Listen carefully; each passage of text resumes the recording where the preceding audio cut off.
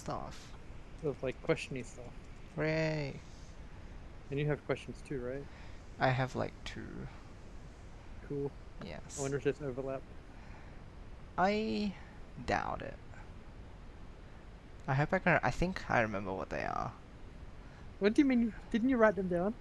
I did. That's good. But like, I'm Have just you trying to finished remember if I remember SMB? them.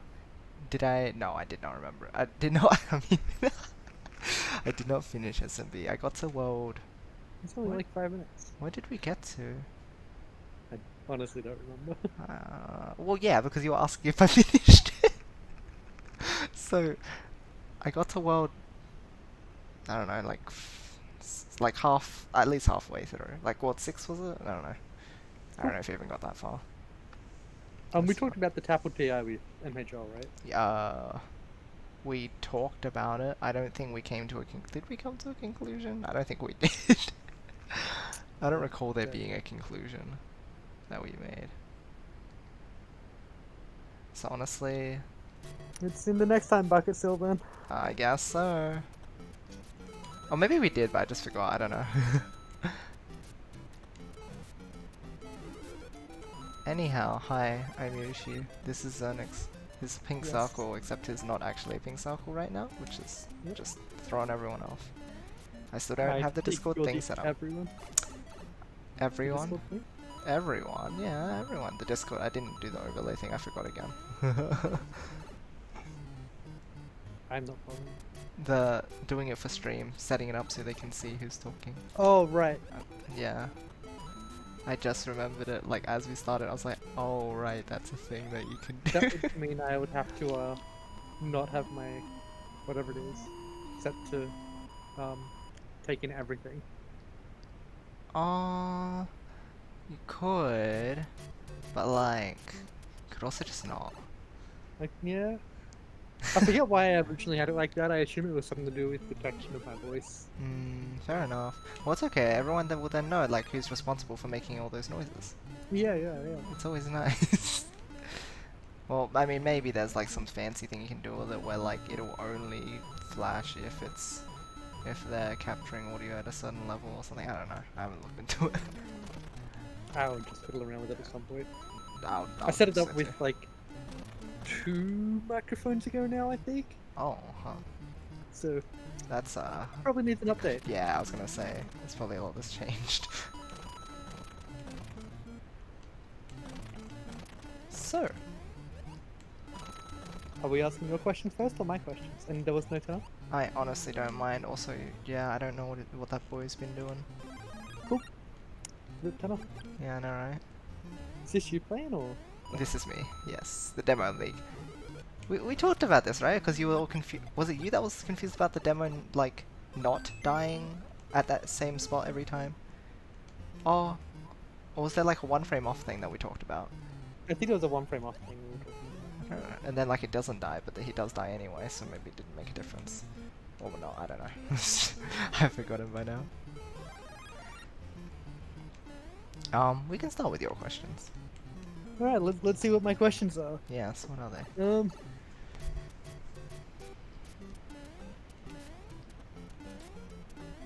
Good question. I think I'm trying to find one that isn't just heavy. We talked about the memory of games played stuff with MHL, didn't we? The memory of games played? With the chess reproduction. Oh, so Ikaru, right? I think so. Cool. Skipping that one. Oh, we were meant to talk about my ideas of attraction. That was from the last Talky stream. Ideas of attraction?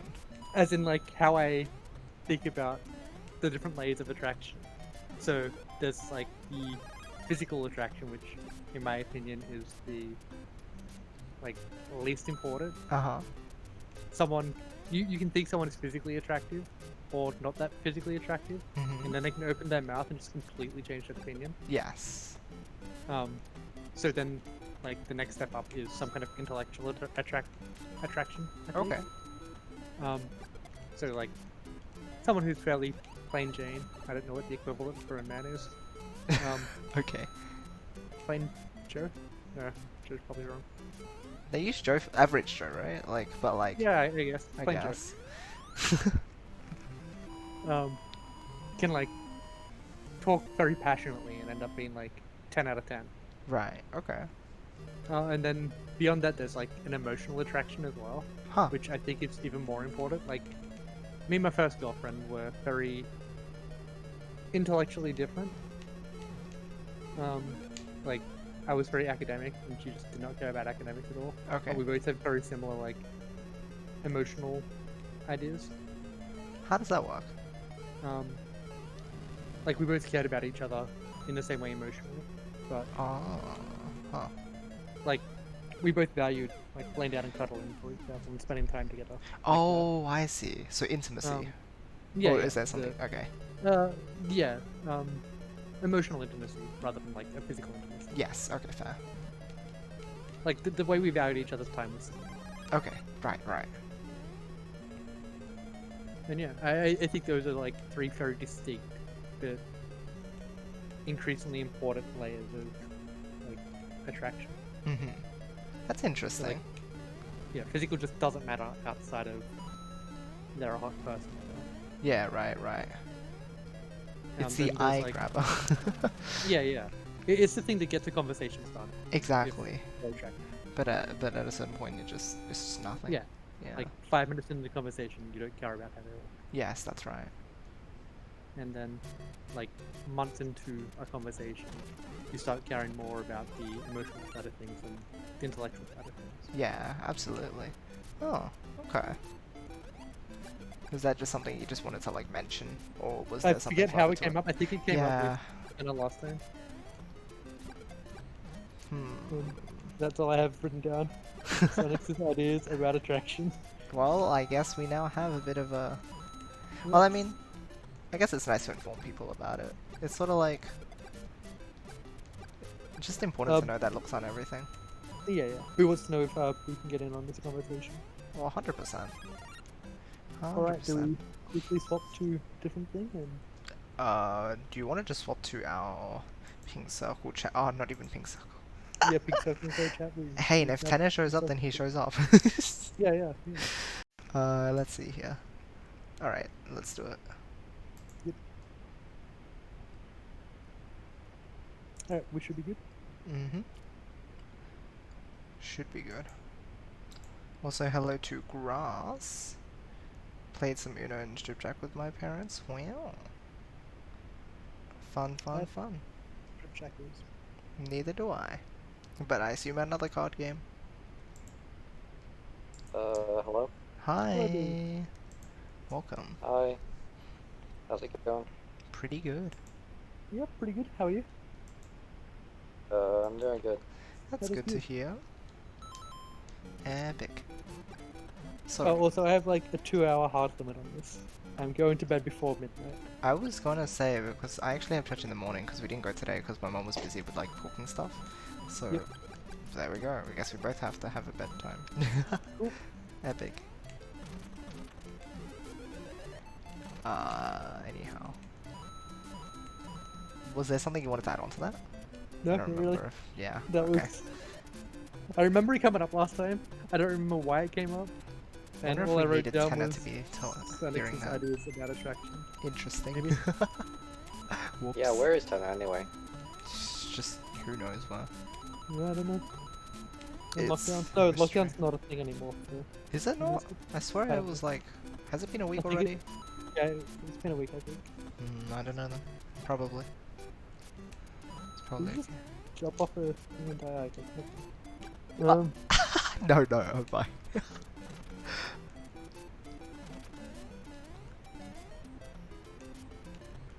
I need to quickly adjust my thing. Your thing. What is this thing? File. File. Dash 2 Ah. dash 06. I So I see. can like remove things from the list of things to talk about. Ah.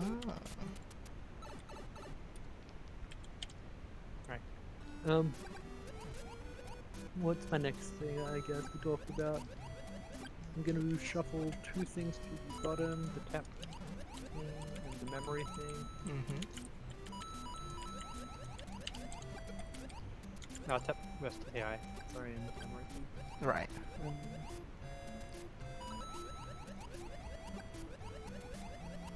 So, I forget what it was, but last Talky stream, someone said big nerd about themselves. Someone called themselves a big nerd. I don't know if it was you or Tanner. Huh. And after that, I wrote changes in your changes in opinion of yourself over time. So it's like words like big nerd or anything like that changed over time for you. Do you still like associate words you've associated with yourself from 3 or 4 years ago with yourself still? Personally, not really. When I Yeah, say like I feel like I haven't changed much in like what I do and what I say and how I act, like I feel like that goes for the words that I use to describe myself and such as well. Which is weird because I know a lot of people change a lot over time and usually and like eventually I'm sure like there'll be more to it. But at this time, no, honestly, always been nerd and whatnot. Always thought of myself as how I do at this time, I think. Okay, but do you think you're a big nerd? That was just the example that we had from last time, I think. Sure. Always. It wasn't specifically about being a big nerd or anything. It was just what word you used to, a word you used to describe yourself years ago, and has it changed? Huh. And I think for me it has. I like Okay. don't consider myself too much of a nerd anymore, I guess. Uh-huh. Like, I used to wake up to play Guitar Hero before school, like to grind that. And Right. I guess I still sometimes do that with Tetris, but my life is now way more than just the nerd subculture that it used to be. Oh. What kind of words I would you don't use think- now? If I don't there's know. any that you can think of. I am slowly falling into people calling me charismatic. I have been called charismatic far too much for me to completely ignore it now. And Exciting. I'm slowly starting to admit to myself that there can be some things that are charismatic about me. That's pretty cool. It's a nice word, It's- honestly. Yeah. Mostly just like not feeling shame about what I enjoy Yeah. and Okay. talking passionately about it. Yeah, I that makes think that's sense. been the biggest change from going from like complete nerd subculture where there's this kind of vibe of shyness and reluctance to socialize with other people Right, right. and share your ideas and stuff, I guess. I can see that. Whereas, yeah, now I'm far more happy to just talk to anyone about anything. Okay. That's good. I think it's a good sign of growth, really. And then Boo? Me? Mm-hmm. Yep. I don't know. Probably not. Probably not. Fair enough.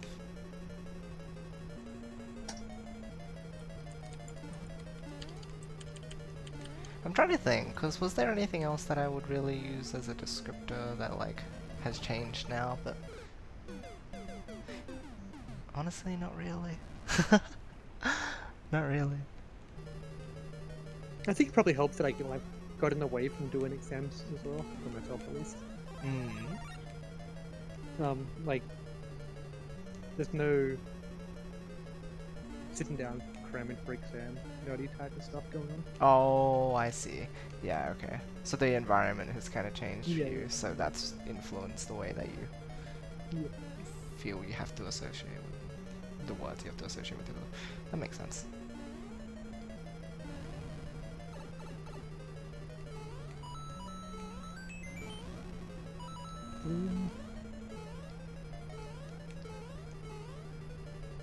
So I think I might know what learning aspects meant. Okay, because that was one that you would like question mark. Yeah. So I think it might be about how we try to get good at things. Okay. So our I guess Process? our or process. Yeah. Okay. And how we learn things. Okay. So how do you learn something relatively new to you? How do you approach something like that? Ooh. Let's see. Do we have a good example? So my go-to example for this is Tetris. I Okay. started like almost 6 years ago, and had never really played Tetris. I played a little bit on Game Boy as a child, but don't remember it at all. Right. Not even in possession of it anymore. And yeah, basically went into TGM completely raw. Right. And over time, I figured out how to learn from Tetris. Like Tetris has been way more instrumental to me Then just like being a video game to Uh, play. Right. yeah, just like going to school. Yeah. Just that has not been the thing. Tetris has been way more useful for learning things. Yeah. Understandable. Don't teach you how to learn it. Mm-hmm. They don't. Sad face emoji. So more concrete than whatever I just said. Mm-hmm. I think the first like couple of steps is to just stumble through and do whatever and learn the mechanisms at play. Or at least the basic mechanisms at play. So for Tetris, basic rotations, how to move pieces around and stuff like that. Yeah, feeling out the controls, right? Yeah. Yeah. Stumbling around. And that can be same for anything. Like same kind of thing with maths or pool or bowling. What else do I do? Cooking. Like it's all just the same thing. Just You just make get a feel for it. mistakes. Yeah. Yeah. See what's happening. Okay. Yes, Um, that makes sense. Then go and watch a whole bunch of other people do it. And learn the vocabulary around it so you can actually talk about it and think about it. Okay. Right. If you don't have a way to communicate, even if it's just communicating with yourself, you'll find it so much harder to learn stuff. Yes. Yes, that's right. So like in maths in particular, there's a whole bunch of definitions. Almost every single definition is to simplify thinking about something else. Right. Right. You want to So, like- conceptualize everything. Yeah, yeah. So thinking about like a continuous function, it's conceptualized in terms of a limit and a functional value. Yeah. And there's a whole bunch of epsilon delta stuff going on there. And it seems like a complicated definition at first, but it all is to make thinking about continuous functions simple. Yes. Yes, that makes sense.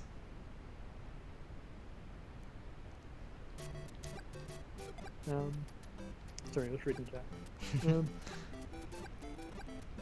So, yeah, learning about the words used within a community of whatever, so cooking community, Right. particular gaming community, maths community, physics Mhm. community. Like, I think that's part of my problem with physics. I just don't know the language. Ah. Right. Right. Because the maths is not that hard as far as I'm concerned.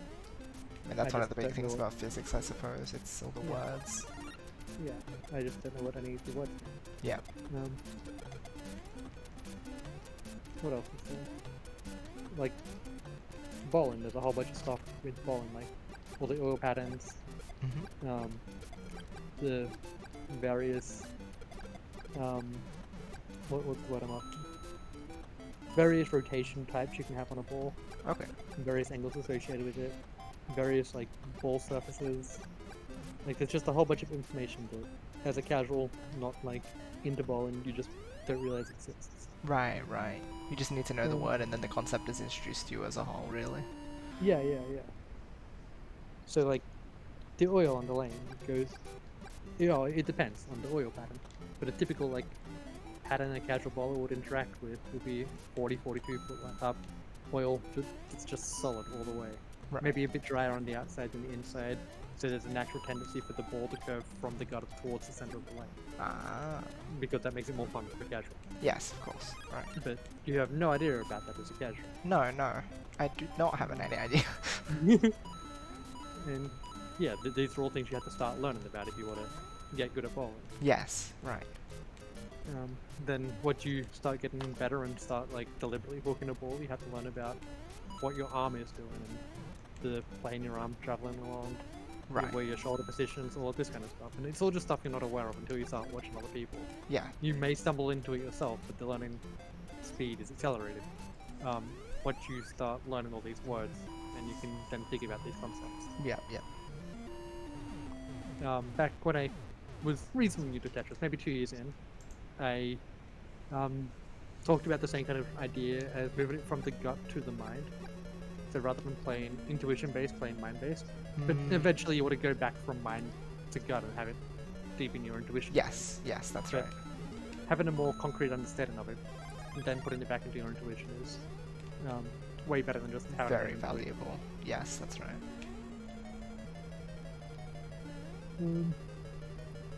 And then yeah, then just fail a lot after that, Right. and then try to learn from those failures. Yeah. See what you did differently to the people who are better than you, or even at the same level as you. People at the same level as you do not have the same skills as you. Yes, that's right. They are at the same level as you because of different reasons. They're far better at stuff than you, and you're far better at different stuff than they are. Hmm. So like me and you are roughly the same on the absolute plus leaderboard. You're a few points in front of me, I think. But or our something. skill sets are just completely different. Yeah, our skill sets are totally different. Yeah, that's right. So you can still learn from each other. Yeah, exactly. This is why I was comfortable giving you advice for Tap Master when you were getting the GM, and why I can't help you at all in TI. TI, yeah. Oh, I guess TI Master's kind of a joke. How do you like your calls? Very easy to achieve. Yeah, I guess that's about how I get good at things. Okay. So, a lot of the time when I'm first starting out with something, I do a lot of reading. Like, I look at all the resources I can to just like learn everything at once, sort of, and just kind of like, it not even learn everything at once, but at least like give myself a brief introduction to everything. So do you still have the muck around with the mechanics first to learn the mechanics?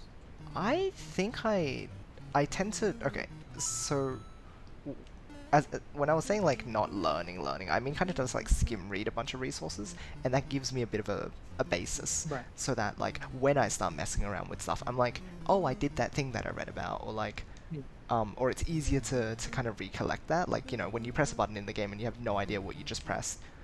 Yep. It's like, oh no, what did I press? And you try all over again until you get it. But then like if I've done the prior reading, at least then I have a bit more idea of like, oh yeah, I probably pressed this button, and then I do it, and it's like, oh yeah, good, happy, woo.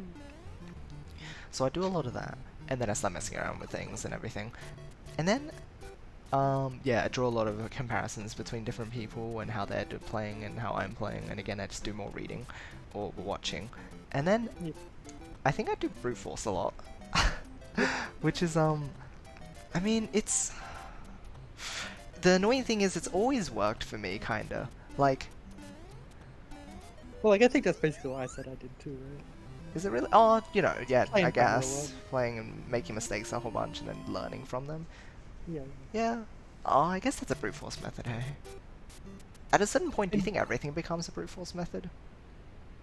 Like, is there ever a way to structure everything you do? Or everything you learn? I know Magnus Carlsen, the chess world champion at the moment, he is still like improving his game in a structured way. Right. And it's not necessarily his game, it's stuff outside of the game. So you're allowed to drink whatever you want basically while playing. Okay. And he changed from drinking some kind of milk to orange juice or the other way around. Oh. Huh. Because of the sugar crash in long games. Ah. And he's changed his way of sitting. He used to be a very relaxed sitter, and now he sits at like some ridiculously precise angle. Oh, Like he that's tries to sit within fascinating. some range of angles because it stresses his back less Oh, what the heck? and just gives him longer endurance of like sitting there. That's wild. Not losing his concentration due to like lower back pain. Right, right. Huh. Well then, I suppose if you put a lot of time and thought into it, yeah, you would be able to keep striking your learning. But like, more common would just be to kind of brute force everything, hey? 'Cause I suppose that's what a lot of people do. They hop into I like... suspect it's like... I'm sorry, you go. Oh yeah, I was gonna say they just like hop into games and just keep playing against people, and it's like, Yeah. that's how you learn. And I mean, it is, but like... Yeah, I suspect the structured way is better. Yeah, I think so too. Because you're reflected on things more if you're... Yeah, you get more out of each session or experience. Yeah. So like I suspect you can get quite good at just brute forcing it. Like maybe you can average 180, 190 quite easily in bowling if you just brute force it for a year. Yes, right. But getting 205, 210 average, that's much harder and probably needs more deliberate play. Yeah, right. Deliberate practice. That's literally a term. Hey, just doing things with a purpose. rather than brute forcing. Yeah. Yeah. Okay. So like practice and spares. So spares are ridiculously important in bowling. right. I just keep going back to bowling. Like, you have bowled before. You know what bowling is. Yeah, I know. I hope know what a most people spare do. is. Yeah. Yeah, I hope most people do. I'd imagine they do. So like spares are way more important than strikes. Yeah. Once you get a half decent strike ball down, spares become way more important. Yeah. Because that's how you keep your string of bonus points going. Yes. So just to recap scoring, every spare is worth 10 plus whatever your next ball is, and every strike is worth 10 plus your next 2 balls. 2 Not balls. your Yeah. next 2 frames, just your next 2 balls. So if Yeah. you go strike 7 spare, you'll get an extra 10 points for that first strike. Mhm. If you go strike, you'll get an extra 20 points from the 2 strikes in a row. Yes. Right. There you go. If you didn't know how bowling scoring At works. 7-3, you'll get your 10 from the spare plus the 7 from the next ball, but not the 3 from the rest of the spare. Yeah. So spares just keep your bonus points flowing. Mhm. And you can easily get 200 from mostly sparing and getting a couple of strikes. Oh. Just bowling high spares, so high count spares are just 8-9. Yeah. Yeah. Right. Maybe dropping down to a 7 occasionally. But yeah, mostly you order 8 or 9. And then just pick up the spare, picking up single pin spares, basically everything. Yeah. Once you start getting like half decent, you'll almost always be leaving the 10 pin or the 7 pin if you're lucky. Yeah. Like it's pretty rare to leave other pins. Just from how everything reacts. How the pins react. Right. Right. And then yeah, you basically just have to keep picking up those single pin spares. Mm. And if you can do that, you can average 200. Right. And occasionally you just like fluke a strike. You don't even need to be particularly good at striking instead. Ah, yeah, yeah. Because if you're working on that sort of skill set already, then Yeah, exactly. that makes sense. But like to practice single pin spares, it's really annoying. Like Yeah, had him. you have to just keep bowling at that same pin over and over and over. Imagine Like, there's no just- variation to it. Yeah. Throwing your head at something over and over, and then hoping that you can get good at it. Yep. Invisible, says hi. Fortunately, picking up 10 pins is easier than these. But like, Wow. I paid $145 for a ball to pick up just a 10 pin, just to throw at a single pin. Nice, wonderful. And it comes down to like the surface and stuff of the ball. Like it doesn't hook at all. And Right. as a right-hand bowler, the 10 pin's the very back one on the right-hand side. So to approach that, you start on the left-hand side and bowl across the lane. Okay. But if you're bowling with a normal strike ball, it's going to hook away, as there's no oil near that pin, Oh. and you don't want it to hook. So you have a plastic ball which doesn't grip the lane very well. Yeah, okay. And it doesn't turn as much. Oh, fascinating. I get it now. And then like various surfaces pick up on the lane, or like they have a higher coefficient of friction, so they will turn more, turn less. Right. Yeah, it's a whole bunch of nice complicated things to do with bowling. Very fun. But yeah, the very deliberate, concentrated attempts at practicing single pin spares is what we started at, I think. Yes, that's right. Deliberate. Deliberate practice was the thing. And that's the difference between someone who can average like 170, 180 and someone who can average 200. Right. Someone who's been very focused with what they do. Yeah. And then the difference That's between the stupid. like 200, 205s to the like 215s, the like pro bowlers, Mm. is their ability to pick up strikes more consistently. Oh, okay. So then that's just practice. Then yeah.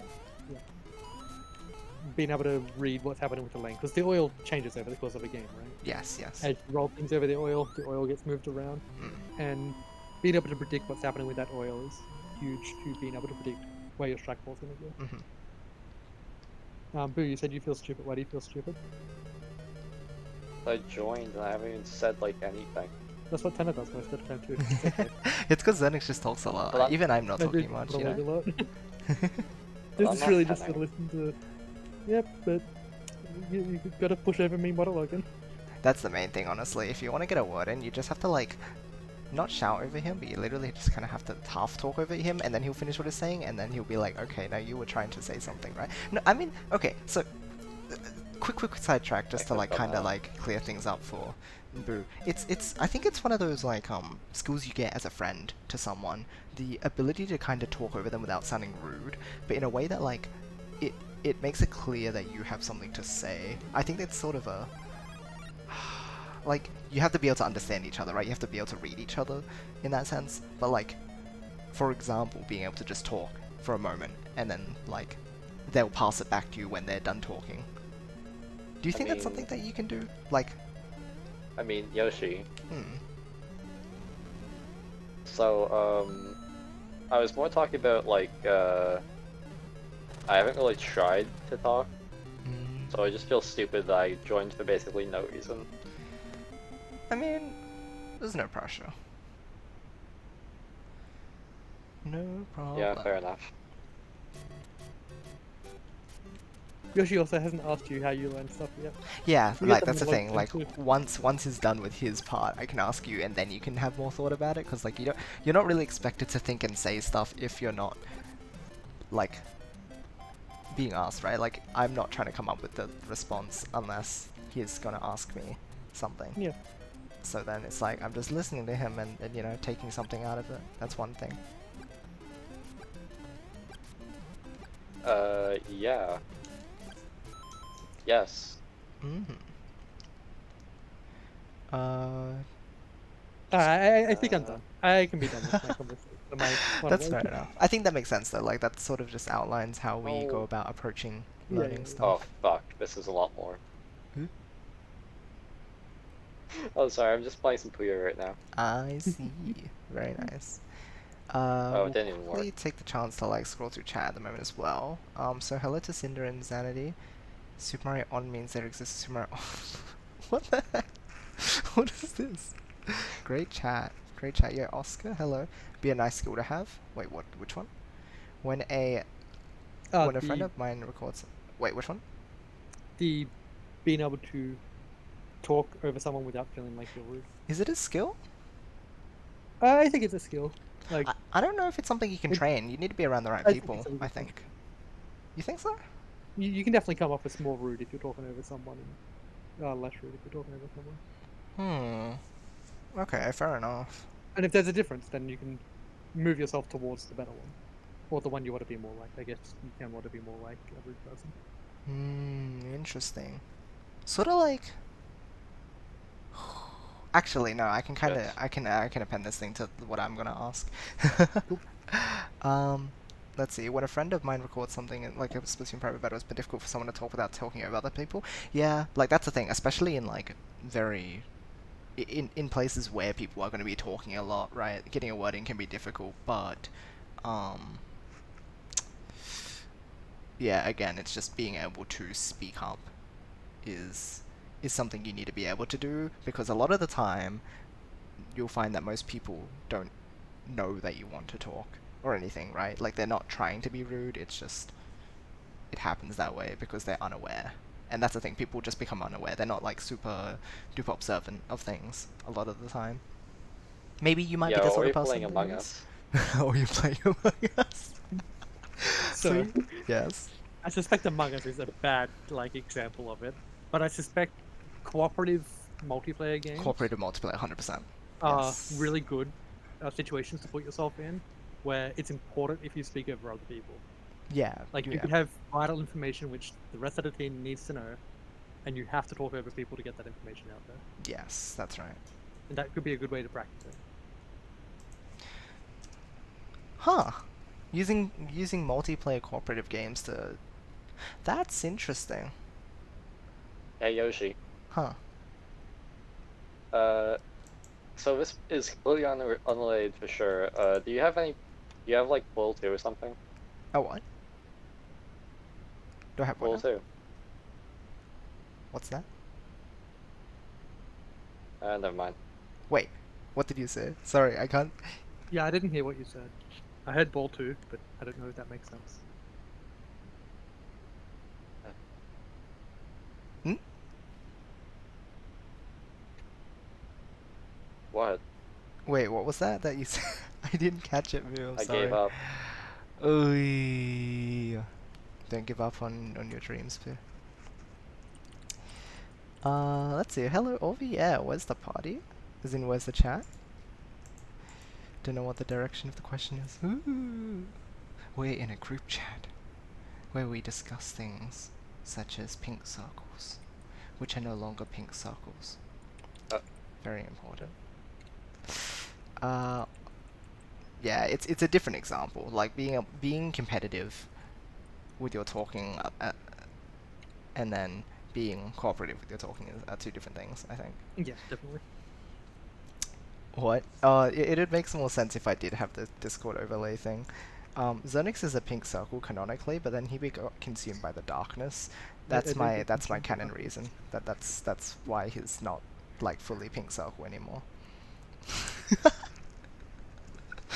We can go with it. I'm gonna lore dump you at some point. Yep. I'll just Yep. like write the whole lore for your I quote am unquote keen for character. Yes, do it before I do it for my own persona. I like it. So going off the pre-prepared notes I have. Uh-huh. Do you ever just like people watch and make up stories? What? You don't do this? Wait, Oh, what it's did so you much say? fun. You watch Just people that make up people- stories? People watch and make up stories about their life.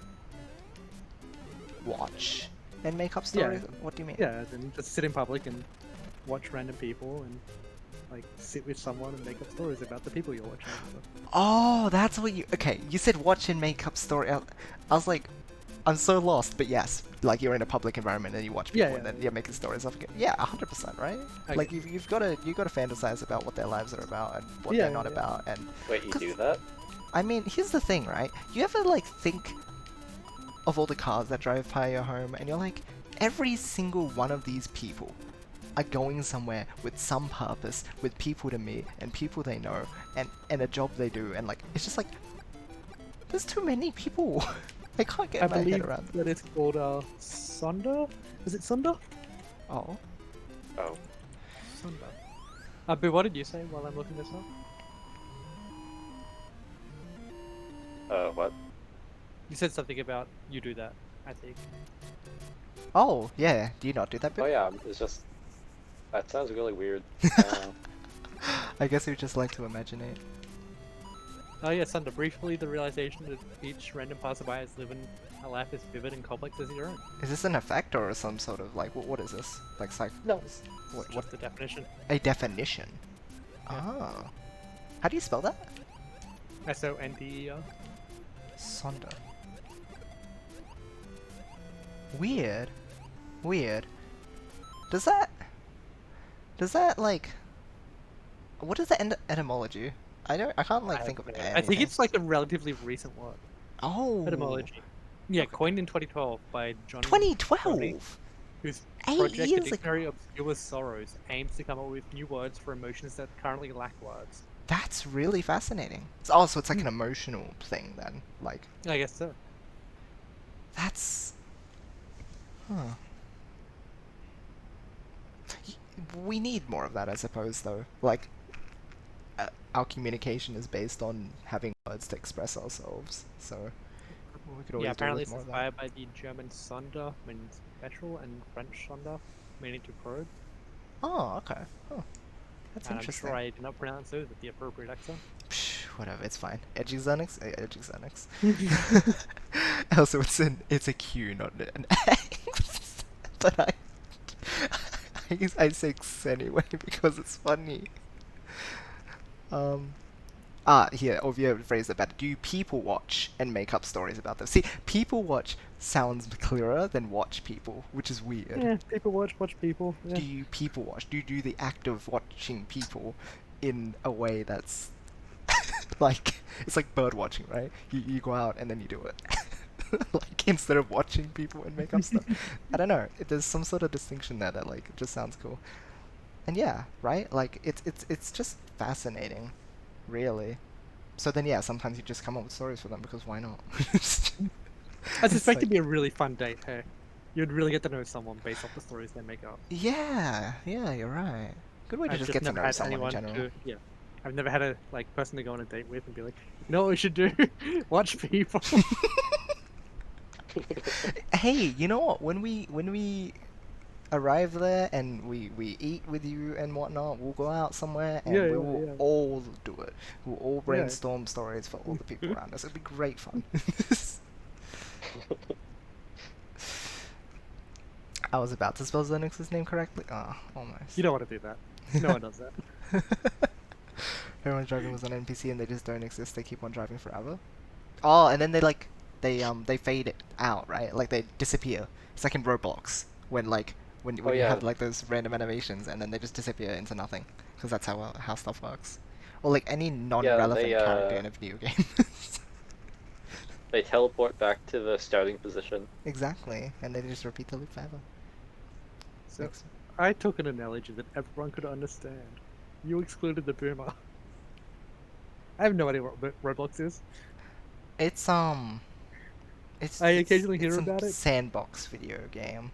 I've made it equivalent to Minecraft in my head at some point, but It's more like a game maker, Minecraft, where you like create a game, and then right. yeah, Okay. there you go. That's pretty much it. Easy peasy. Now you know better what it is. It's like Minecraft but worse.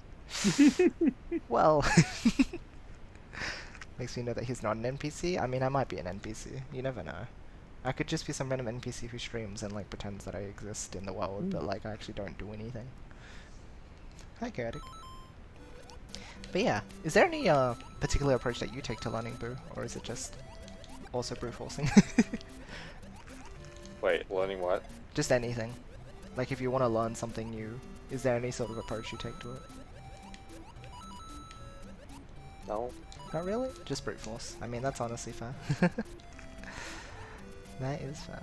Basically the method taught in school. It is. I mean, that's the thing, right? That's why people don't, like, learn to learn. Yeah, English Yeah. might almost get there if the teacher's actually half decent. Yes. Like, forcing you to write reflection essays. But then Yeah. they're like, no, lol, just look at this and understand me, and then you'll get grades. Yeah. Yeah. That's alright. It's cool. Anyway. What time? 10. Goodness. I've got 4 more things on my list.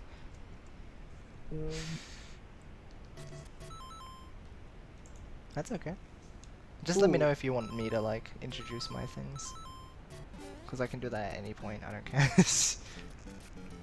So I think I'll get a controversial one out because it came from your chat. Okay. I forget who said it. Okay. So at some point in the early-ish PPT2 cycle of things, Mm-hmm. someone said that implementing colorblindness was easy. Oh. Totally forget who it was. Not throwing anyone under a bus. Totally throwing people under a bus. But there feels like a lot of people just assume something is easy without actually doing it themselves. And I don't really have anywhere to go with this other than Just as a thought. 20-minute monologue rant. Yeah, I guess. Okay. Do So, you have any thoughts on this, either of you? Not really. I think it's just one of those things where it's just... You know, it's tough to say, but it's sort of like one of those, oh, I'd rather just, like, assume that this is how things are so that I can be annoyed. Like, I mean, you know, if people are looking for a reason to get annoyed at something, then yes, they will use that as a way to do that. It's suddenly one of those things where the thing is, if you don't look into it though, and if you don't have the time to look into it, you'll never know the true complexity of something. Yeah. And so that's like, Yeah. it's not particularly their fault, but it's also their fault for kind of just like making that assumption in the first place. But it's so hard not to, right? You're trying to just fill in that like knowledge void. You're just like, oh, it's easy. Yeah. So, shifting away from your chat, another example that's came up in the last couple of weeks is Okay. the GameStop stuff. Uh-huh. Do you know about the GameStop stuff? I don't understand it. I never looked into like what it actually was. Just that people were losing money and they were angry because people are not meant to. Normal people are not meant to benefit from it or something. Right. Yeah. That basically is the gist of the row between two people. Uh-huh. So, well, two groups of people.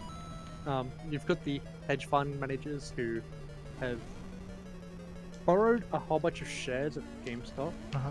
and sold them, anticipating the company's value will go down and hence the stock price will go down, Uh-huh. and then buy the stocks back at a cheaper price and then give them back to the people they borrowed from. Oh, I see. the problem was that there was apparently more than 100% shares borrowed. What? Yeah, How- because you can borrow from other people and stuff. So Like you can wacky. borrow from someone who's borrowed. Oh, I see, I see, I see. And people on Reddit realized this and started buying a whole bunch of GameStop shares to start driving the price up. So when the people would eventually need to buy back in, the price would go even higher because supply demand, Right, right. lack That of makes supply sense. and over demand. Yes. But that put the volatility of the GameStop shares really high, and the confidence from the people who basically ensure the payback was very low. So buying a GameStop share required 100% collateral, and then because of that collateral problem, there was a lot of stockbrokers. So you buy from a stockbroker. A lot of the stockbrokers didn't have the money to put up to buy the share itself. Stockbrokers aren't allowed to put up the money of the person actually buying the share. They have to put up their own money. Yeah, okay. So a lot of the stockbrokers didn't have the liquidity to put up money, basically. Okay. Put up more money than what they would normally have to do to basically ensure that it happens. That the like transfer happens. So they stopped allowing trades on those particular shares. But it was mostly only the smaller stockbrokers who put stops on trading. Not necessarily on trading, it was stops on buying. They're still allowed selling, which was what a lot of people got really annoyed at. Because I if see. you're allowed to sell your shares, you're increasing the supply, but that you're not allowed to buy means the demand's not increasing. The demand is only about the people who want to buy it back to save their own money. Right. And the big stockbrokers didn't like stop this. So Vanguard, for example, did not stop you buying GameStop shares because they're ridiculously big and have a ridiculous amount of liquidity, and it basically doesn't matter for them. Right. But Robinhood or Stake or Webull, all these smaller stockbrokers who make money by you being the product rather than the product being the product, don't have that much liquidity. I see. And people just did not understand the entire chain of stuff happening and just got really annoyed at the stockbrokers when it wasn't the stockbrokers' fault, it was the people who were asking for more collateral. So it's what? And- Pinning the blame on the wrong people? Is that what it is? Yeah, they were putting the blame on the wrong people because they didn't understand and assumed it was easy for the stockbrokers, which Okay. was not the case. Right. Like the stockbrokers were all put in between a rock and a hard place, Right. whatever the saying is. Like, they've all made a name for themselves because they're like totally free to trade on and want the general like retail trader to be able to trade for cheap. Yeah, yeah. And they've been told by their superiors, or like their business partners, I guess. And in the case of Robinhood, one of their superiors and stuff, there was a conflict of interest in terms of billions of dollars going on with Robinhood in particular. But yeah, the people above them said you had to put up more money than what they had, and I think the correct solution was to be completely honest with people. I think Stake handled it way better, and Webull handled it way better than what Robinhood did. Robinhood claimed it didn't have a liquidity problem, and the other two basically said we have a liquidity problem. Here's the reason we have a liquidity problem. Right, right. And I feel like they got better PR, whereas Robinhood is now never going to be a thing again. That makes sense. Well, that is my hunch. Robinhood is going to die after all the GameStop shares stop.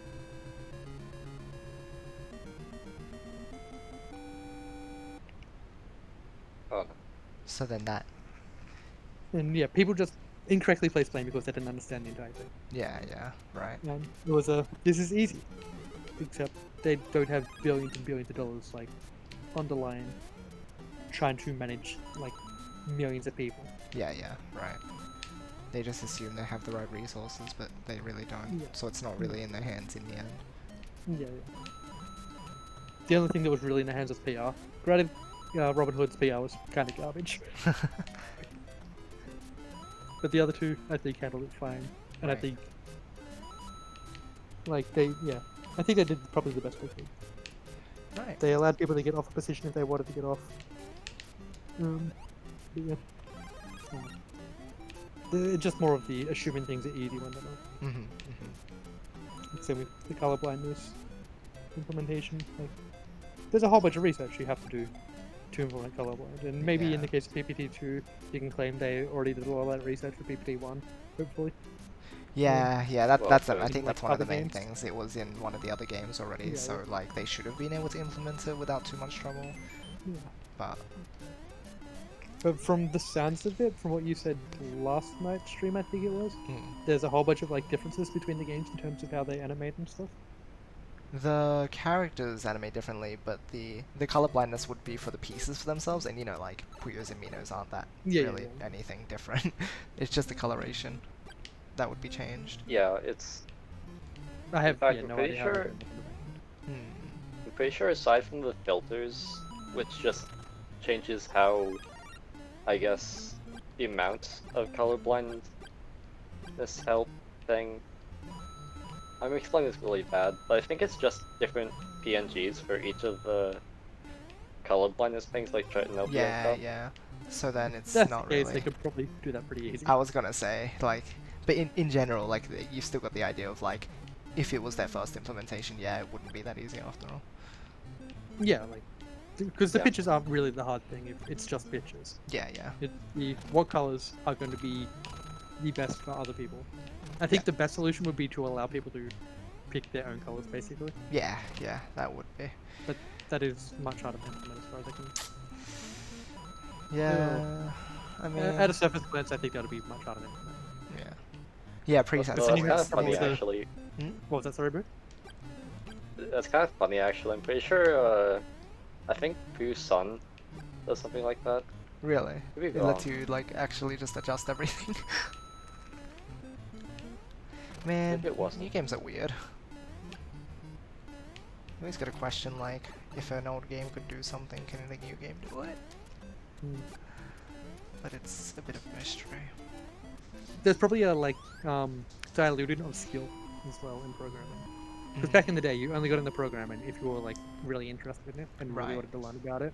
Mhm. Whereas now, like, I'm sure you've seen yourself at uni already, even without going to uni that much this last year, that the people there, most of the people there aren't there to get better. They're there because it's the, like, natural thing to do after school. Yeah, yeah, that's right, that's right.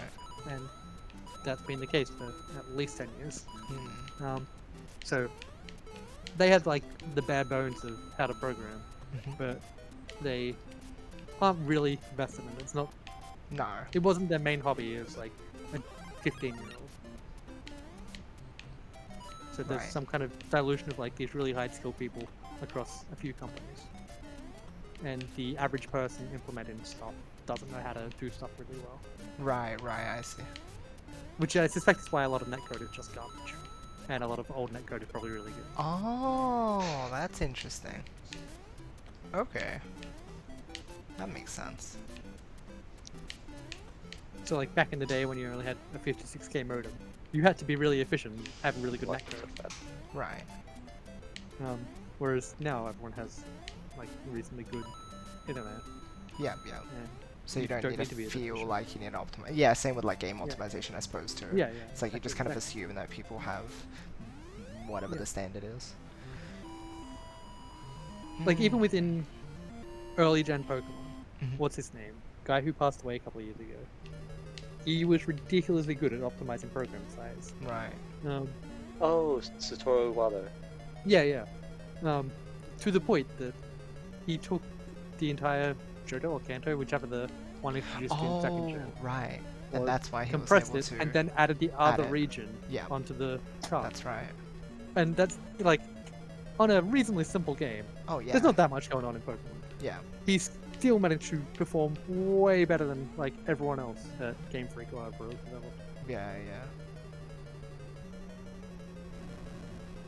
And yeah, you just don't have people with that kind of skill generally. Right, Like, that's right. a pretty rare thing. Because they don't have that drive anymore.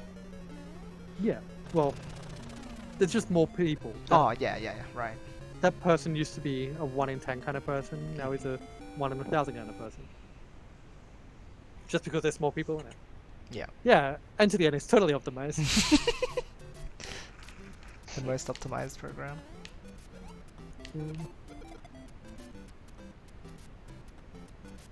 Yeah, there's just more people making it harder to find the real talent. Yeah, yeah.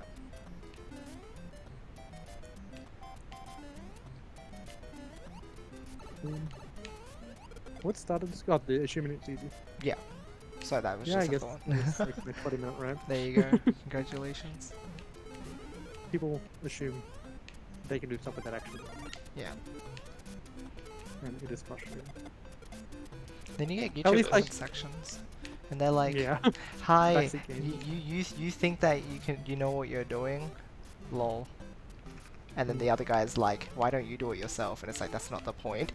It just goes back and forth forever. Oh, so bad. Like, there is something to that. Like, all the top chess players have coaches who are worse than them because if the coaches were better, they would be the top chess players. Yeah, yeah, of course. But it's the more bouncing ideas off of the coach type of thing than a I'm better than you kind of thing. Yeah, yeah, exactly. Like, one of the, I don't know if it still is, but one of the Dota coaches was like 3000 MMR statistics professor from one of the universities in America somewhere. Like, he was complete garbage at the game, but his insights from a statistical point of view were like really useful for the team. I They ended up see. with much better drafts than a lot of other teams did. Right. Yeah, it's not always just skill that makes you good at something. Yeah, not necessarily The mechanics. skill in the, yeah, that's right. Like, I can talk a reasonable amount about SM64 at this point, I think, but never played it. Yeah, yeah, that makes sense. Well, like, never played it as a speedrunning game. I That's played it as a yeah, casually. casual. Yeah. Speaking of, the 0-star and 120 star world record got broken last week. What? 2 days, like, day after each other. Yeah, What are people doing? People are crazy good at the game. How are they still doing stuff like this consistently then? Yeah, I don't know. Like, I think the 120 star world record has only been a thing for 8 months or something before it got broken. Oh my goodness. I think Simply got it about 8 months ago, and Cheese got it last week, and one of the Japanese players, I think it was, got the 0-star. I don't know how long. I don't follow 0-star that much. Okay. I don't know how long it's been since the last 0-star. But there was also a 139 in a race. Like 139.37, 120. World record is 138.24 something, I think. What the heck? Like a minute off world record In a Is- race, yeah. in a race. It's That's crazy. huge. It may be the first 139 in a race. There's a lot of races, so no one really remembers. Right. But if it's not top, it's top 5. Yeah, that's insane. Not people just getting good at stuff. Yep. There's like talks of sub 138s, and like it's totally possible if the very obvious mistakes are cleaned up in the 138.24 one or whatever it was, then it's an easy sub 138. Right. But then, because you've not made those earlier mistakes, you've got more pressure going in later half because you know how good the run is. Yeah, that's right. Whereas if you pull crazy stuff later on because you've had a Yeah, because you Bad need run. to catch up time. yeah. Like, it wasn't even a bad run halfway through, but it wasn't spectacular either. If you asked, is this going to be world record halfway through, you're like, probably not. Right.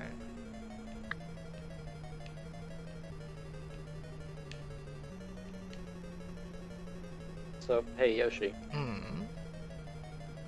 have you beaten Mario Bros yet? I have not. But it's only like 4 minutes Oh, not 55. bad. We are getting closer. 450. What stage you at? 5-4. I think this is the furthest Oh, I've gotten okay. during these.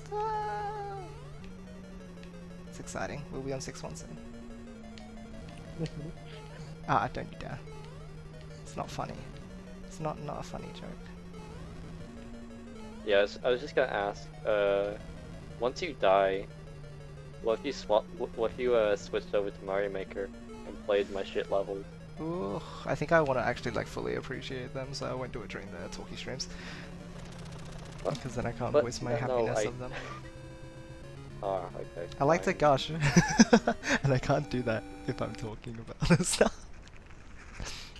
Gushing. Yes. But yeah, that covers that one, hey. Yeah, I think so. Cool. So have Wait, there was what Rory? one? The assuming something is easy without any experience in it. Oh, right. Yeah. Nice. Thanks. You're very kind. Look at me assuming it's easy without having any experience in it. Well, 6-1 is now our PB. Cool. Mm, yeah, let's go in order. Do you want to ask one of your questions? Or What was the one that we were... Ah. Okay.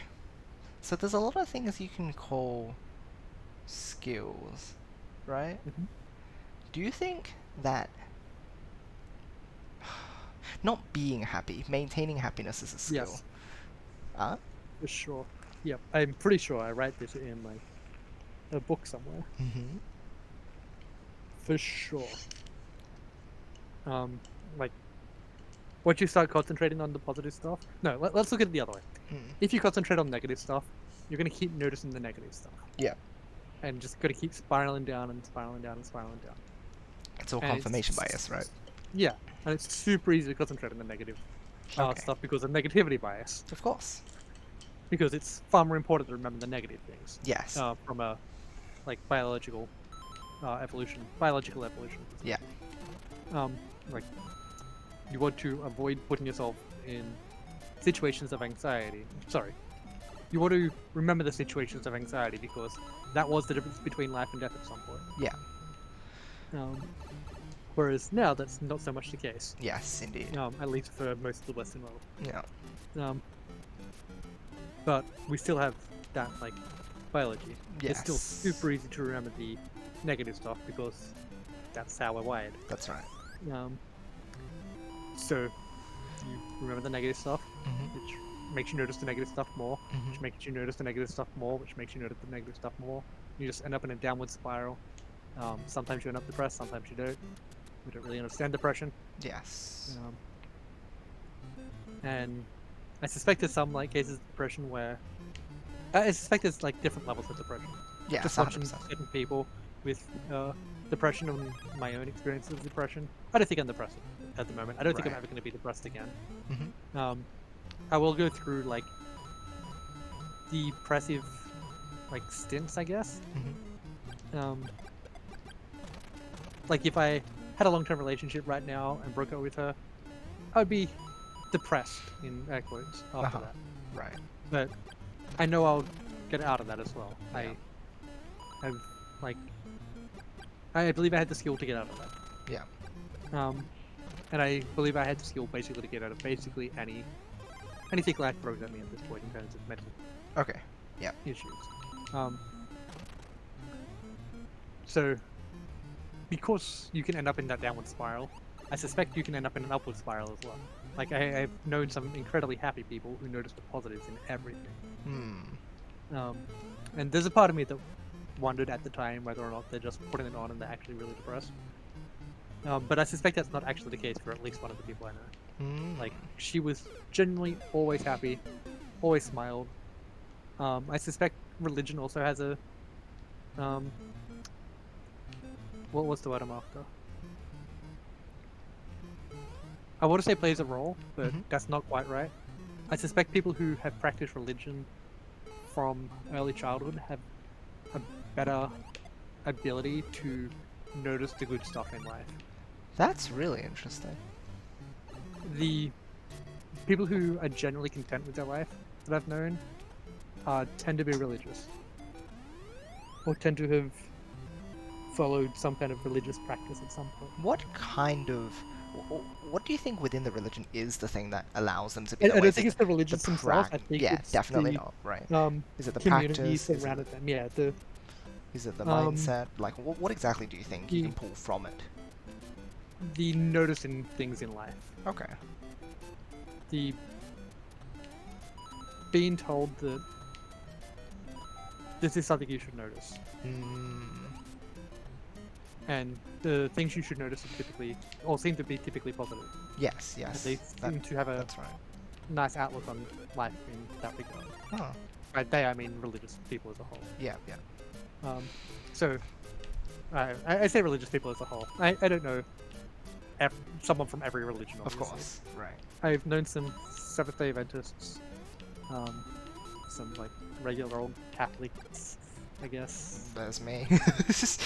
Yeah, like people seem to generally have a look at this positive thing. They a stop and smell the roses kind of approach to life, Right, where right. they can appreciate things.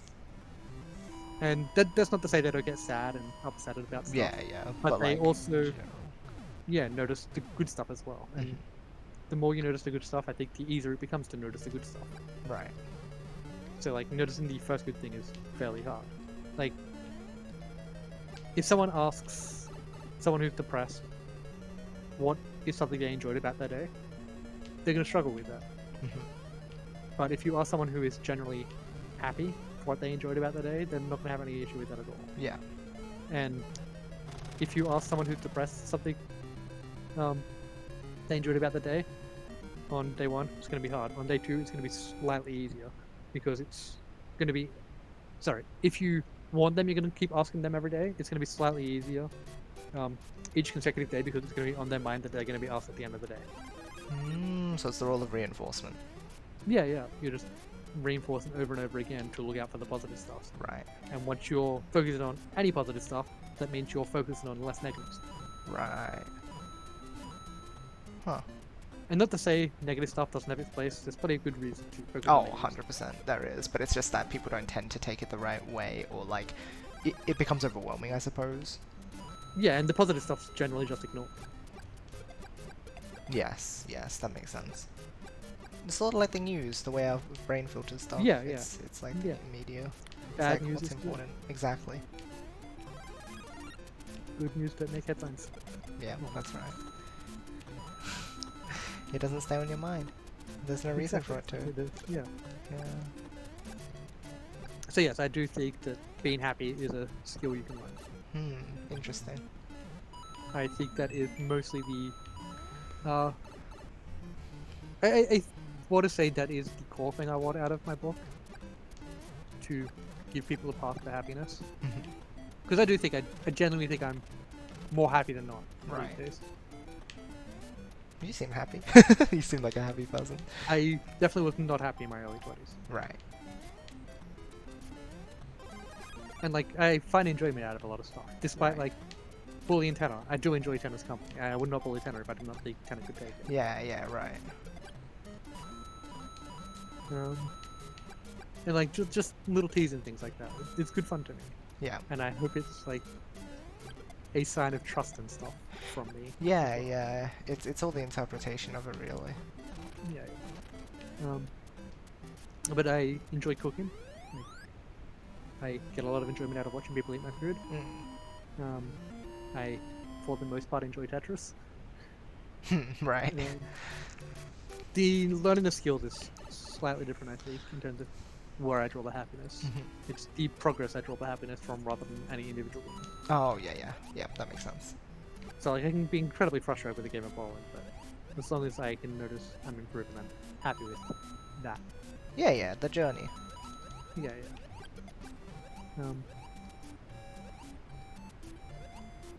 What else?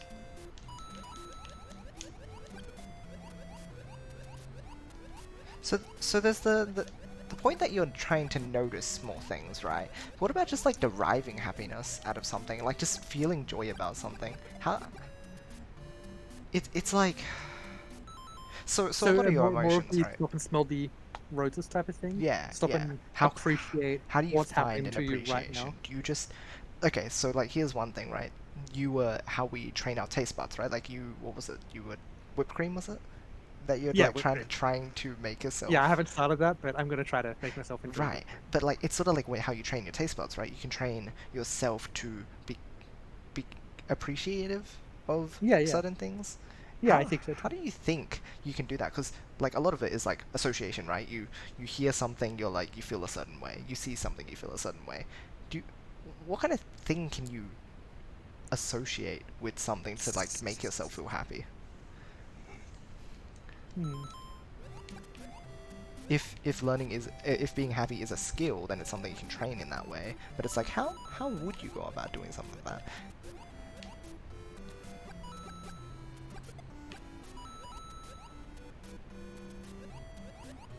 Alright, let me ramble a bit about food Okay. and stuff, and I'll see if I come up with an analogy. All right. Because I think I understand the how to appreciate food thing reasonably well at this point. Mm-hmm. And I'm going to ramble, and hopefully it sparks something in either mine, yours, or Booth's mind. Sounds good. So, with food, if I gave you something reasonably complex, Uh huh. and not necessarily something you're used to tasting. Mhm. So, have you ever tried beer? No.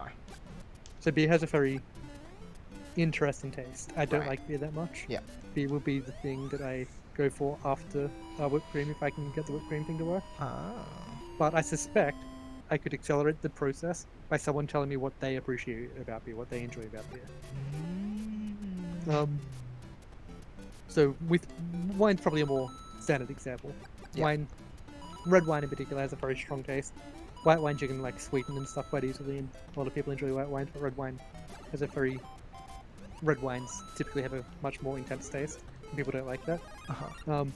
But if you put out a single part of the wine to someone and get them to concentrate on that, they won't hate the experience. Oh, so there Well, you they'll go. hate the Social experience aspect. less. Hey, Well, that's sorry. social aspect then, really? Like that's a I big thing, think right? outside of the social aspect, if you like completely ignored the interact with another person aspect of it and just wrote on the bottle, notice a nutmeg flavor or something. Okay. I think that would increase the chances that a person would like the wine, Right. because then they're seeking out some flavor to notice, Mm. and it's distracting their mind from all the other tastes that they don't like. Right. So I suspect there's some kind of analogy there with happiness. Distract the mind with happiness, with things you do find enjoyable, about some particular activity, And that'll become your main Um, focus of that thing. So like. and that will distract away from all the negatives associated with that activity. Ah. Okay. Right, and then like social aspect is just like one way to do it, and then another, like you said, if you just have it written down or something. Yeah, It's yeah. just If you just finding a completely way ignore to. all of people. Right. Yeah. Okay. Some way have someone communicate to you what they appreciate about something. Because I was gonna say, when you It's spend something you time didn't with notice. someone who really like appreciates something, you might come to appreciate that thing as well Yeah, in the yeah, same way, I right? Like you agree. play a game with someone, then you start liking that game. Yeah, I agree. Mm. Does that kind of make sense? Yeah. Okay. I definitely think it's a skill you can do. Okay. That's really It's just. really good to have a mentor, Yes, I think so. but that's the case with everything. It's better to learn from someone who is an expert in it already. Expert at being happy. I definitely don't think I'm an expert at being happy. That was more just general learning advice. Yeah, that makes sense though. Definitely. Clears things up a bit more. I think I'm slightly counter to the traditional approach to learning. I think the learn from a mentor is still best, but Mhm. I think after that it's learn in a group from a mentor and then learn from a textbook or some kind Ah. of established thing. I think I learn better from a textbook rather than a group of people. Right, I right. suspect it comes from school. That I was just better at maths than everyone I went to school with. Mm. So I just kind of became lazy learning in a group. Yeah, I didn't yeah. know how to push myself. Uh-huh. Whereas reading the textbook that's above my current skill level Right. that meant I had to push myself. That makes sense. And learning from an expert who's like enthusiastic about the subject is always best. Oh yeah, because that's how you come to Always appreciate a asking questions. subject, hey? Well, that too. Hmm. Outside of the appreciation, just gaining the knowledge. Yeah, right. They're enthusiastic about it, so they're happy to talk to you about any problem you have, basically. And they're not going to treat you like an idiot for not knowing stuff, hopefully. Yeah. Because they'll remember what it's like to not know stuff, hopefully. Yes.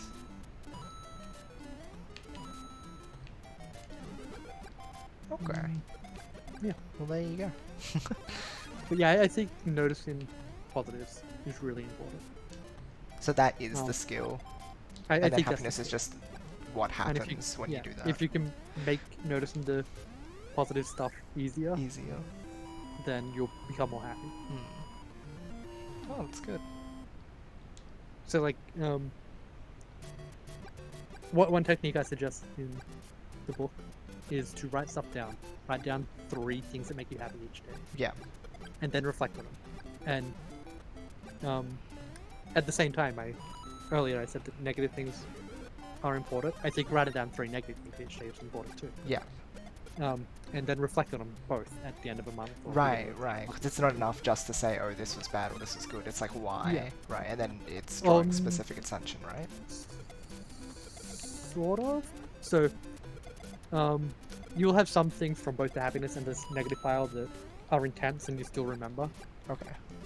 But most of the negative things, you won't even remember anymore.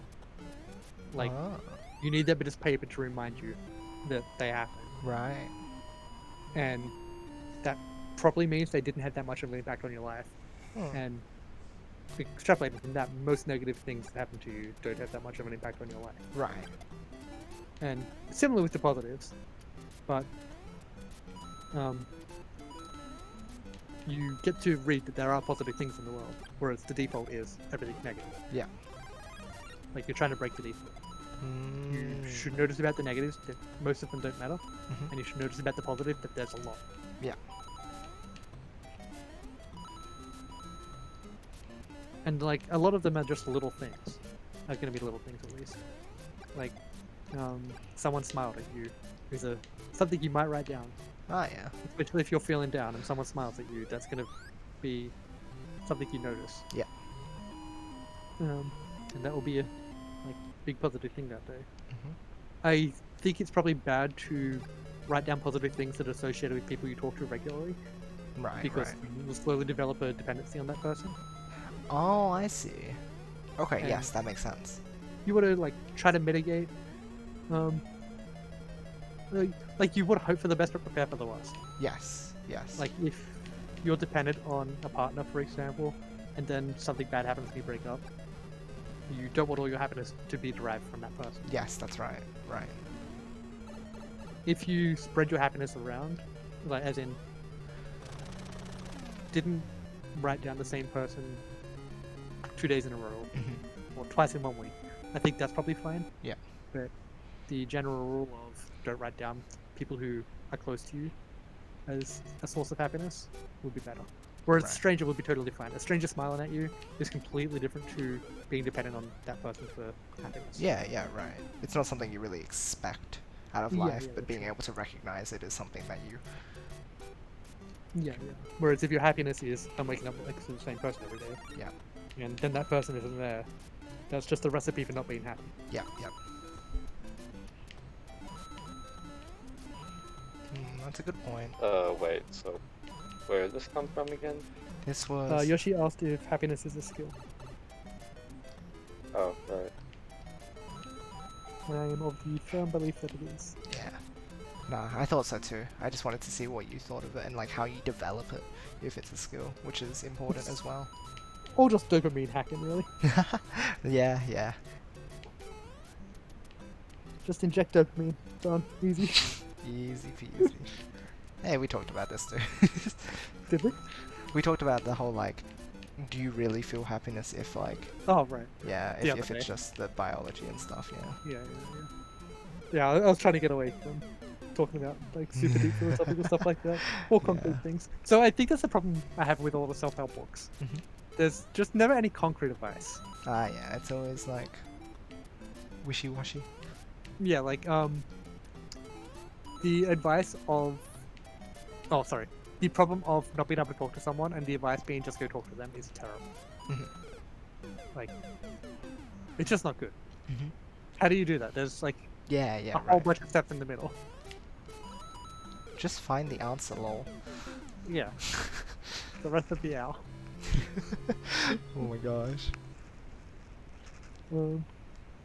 Whereas I'm trying to avoid that.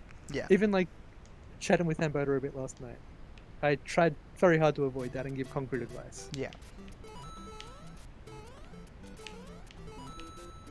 And you can always refine it. And I think over refining is probably a bad idea too, because then the person you're trying to help develops a dependency on you, and you don't want that. Like, you don't want someone who has to come to you for every decision they make. Oh, right. Yep. Okay. But like, it's more like you. It's all. I think a lot of this comes down to like teaching a person to do stuff themselves. Like that's the thing, right? Like Yeah. it's teaching Yeah. independence, right? You Yeah, teach them how to be happy. You teach them how to learn. You teach them how to do this Yeah. and that. Teach a man to Exactly. fish. Yeah. Yeah. Just let him on fire. He'll be warm for the rest of his life. There you go. Yeah. So one of my goals as a teacher each semester is to make my students not lazy. Yes. At the beginning of the semester, I let them ask me whatever they want. But as the semester draws on, I start asking them questions back if they ask me a question. Right. So they think Hopefully for by the end themselves. of that, yeah. Hopefully by the end of the semester, they ask themselves the questions and know what my response is going to be. Yeah. Like, I want to be useless in a student's life, which I don't think a lot of teachers get. As in, like, I don't think a lot of teachers understand why that is what I want. Yeah. Yeah. If you don't understand why, then it's like you're not gonna get anything out of it, or you're not gonna let your students get anything out of it. Yeah, and they're just gonna not learn to think for themselves. They're always Exactly. gonna want to come back to you. Like, it's fine for them to come back to you from an emotional reason, like they enjoy talking to you or something like that. Yeah. Yeah. But from an intellectual point of view, you don't want them to come back to you. Yes. Well, you don't want them to come back to you with the course content, basically. Yeah. Coming back to you with harder content or other stuff like that because they think you're a good teacher. That's reasonable. But coming back to you with the content that you taught them because you're the only person who can help them, that's terrible. Yeah. You want them to be able to help themselves. Exactly.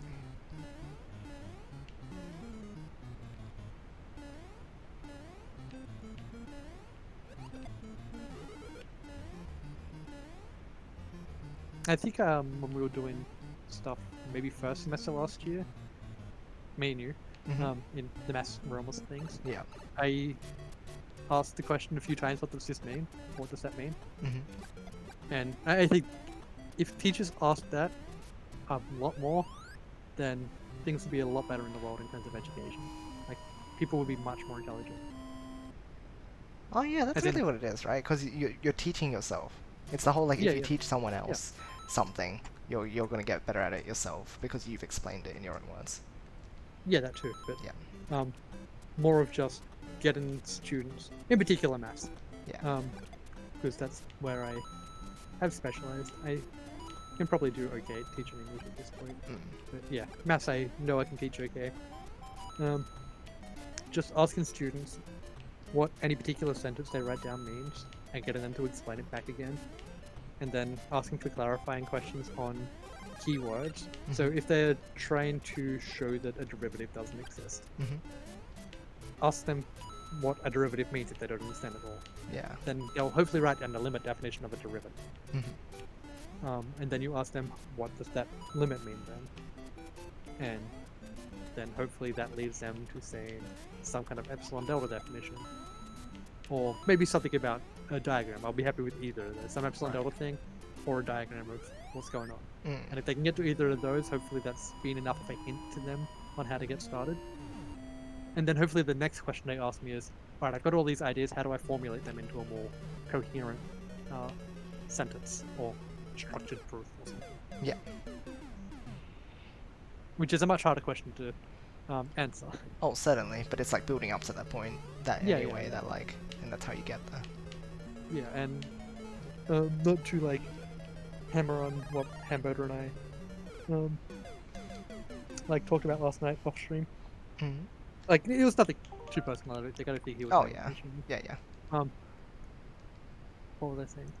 Oh, reading back over your own stuff a couple of weeks later after you forgot it. So rereading it straight away, you're still in the same mindset that you were when you wrote it. Yeah. But reading back over it like a week later, you're in a completely different mindset.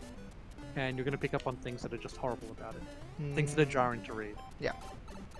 And then when you can pick up on things that are jarring to read, you can adjust the things that are jarring to read to make them less jarring to read. Right. And you just come back and refine that, and it Yeah, just, yeah, just keep that's how going you and going. improve. Yeah. Exactly. And you unfortunately don't have that much time with assignments Yeah. to like do that exercise a couple of times. You maybe can do it once if you start day one. Yeah. You get the assignment, then you can do it once before the assignment is due. Yeah. But again, I think that's probably a skill you can learn. Yep. And shrink the amount of time required. I've found that TTS doesn't work for maths. It does work for like more fictional, technical writing that's not just a whole bunch of symbols. Huh. Right. Listen to the TTS. Read out what you wrote. It's really good as well Oh, interesting. because it's something else reading it, not you. That's good though. If there was a way to TTS maths in a nice, easy way, then that'd be good. But Yeah, unfortunately, It's kind Not of a hard yet. problem to solve. Not yet.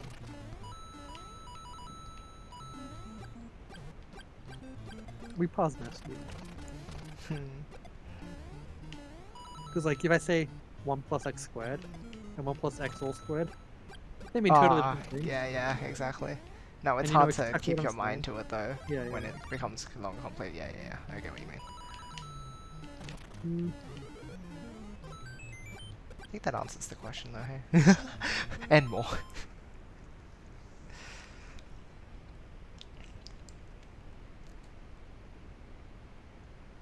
So yeah, was that an answer to happiness and then somehow I rambled about teaching? It tends to happen. I'll quickly skim track in the meantime. I'll just quickly. I'm gonna quickly run to the bathroom while you're doing that then. Yeah, sounds good. Need to charge my phone. Oh, this was 20 minutes ago. There we go. Okay, apologies, chat. I don't check it too often during these streams. As I said, usually we do it like end of topic and such. So I apologize if there was anything I missed that was important. Unlucky. Charging your phone. Always good. Hello, Bruno. Welcome. Again, people might have left by now. Or Reason as well. I didn't even say hi. I'm sorry. We laughed at your joke at least. Oh, Cinder as well back here. Sorry, I did not catch this.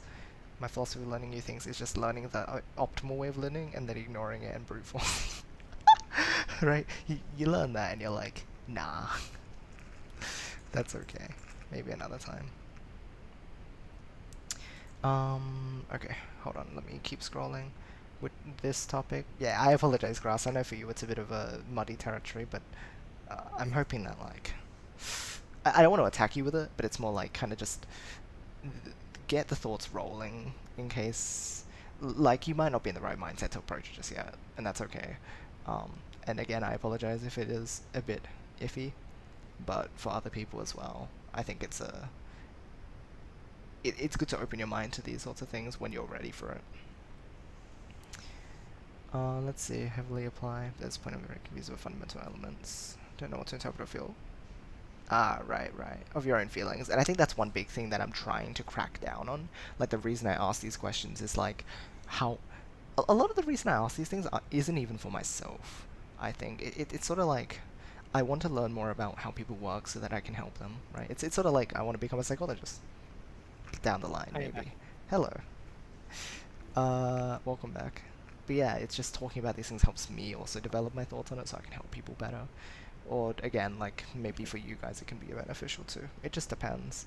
When you break things down to the fundamentals, everyone works on a different like level, and like these are all kind of generalizations which we can hope work. But like again, everyone has their specific situation and different thoughts and feelings about things that you just like have developed from a young age even. And then at that point it's just, can you work around it? And how? But yeah. No, I apologize, guys. I wasn't trying to ignore either. It was just a little while since I last checked. But yeah, there you go. So missing the first bit of your monologue. I assume it was a monologue. Mm-hmm. I added to the end of it. Talking with someone about it rather than me just... Well, yeah, I'm mostly monologuing. But Yoshi is there, and if I say anything that's completely crazy, I have no doubt that Yoshi will say, what? Yeah, absolutely. Or if I don't understand it, like it can help you clarify your thoughts better, so that when you talk to other people about it or something, or you think about it yourself, you get a bit more exactly. clarity. It's fixing up my ideas as well. Exactly. So there you go. And I like to think I thought about these ideas a reasonable trunk, both from a personal perspective and a trying to help others perspective. Like, Yeah. I've taught for roughly 10 years at this point, a bit over. Like, started off as volunteer, ended up as a lecturer. Yeah. And I've helped a reasonable number of people learn over the course of that time, and as I've gotten further along in the experience tree, I have gotten better and better at it. Yep. Like, I can tell I've gotten better and better at it from the results of the students, Yeah. not from my own personal, like, there's Yeah. empirical evidence for this. Mhm. And yeah, I feel like I have at least a little bit of wisdom in the part of learning and self-learning to go along. Yeah, That's a lot of possible. it's tied to experience when you're not able to like reflect on it accurately yourself at the time. Yeah,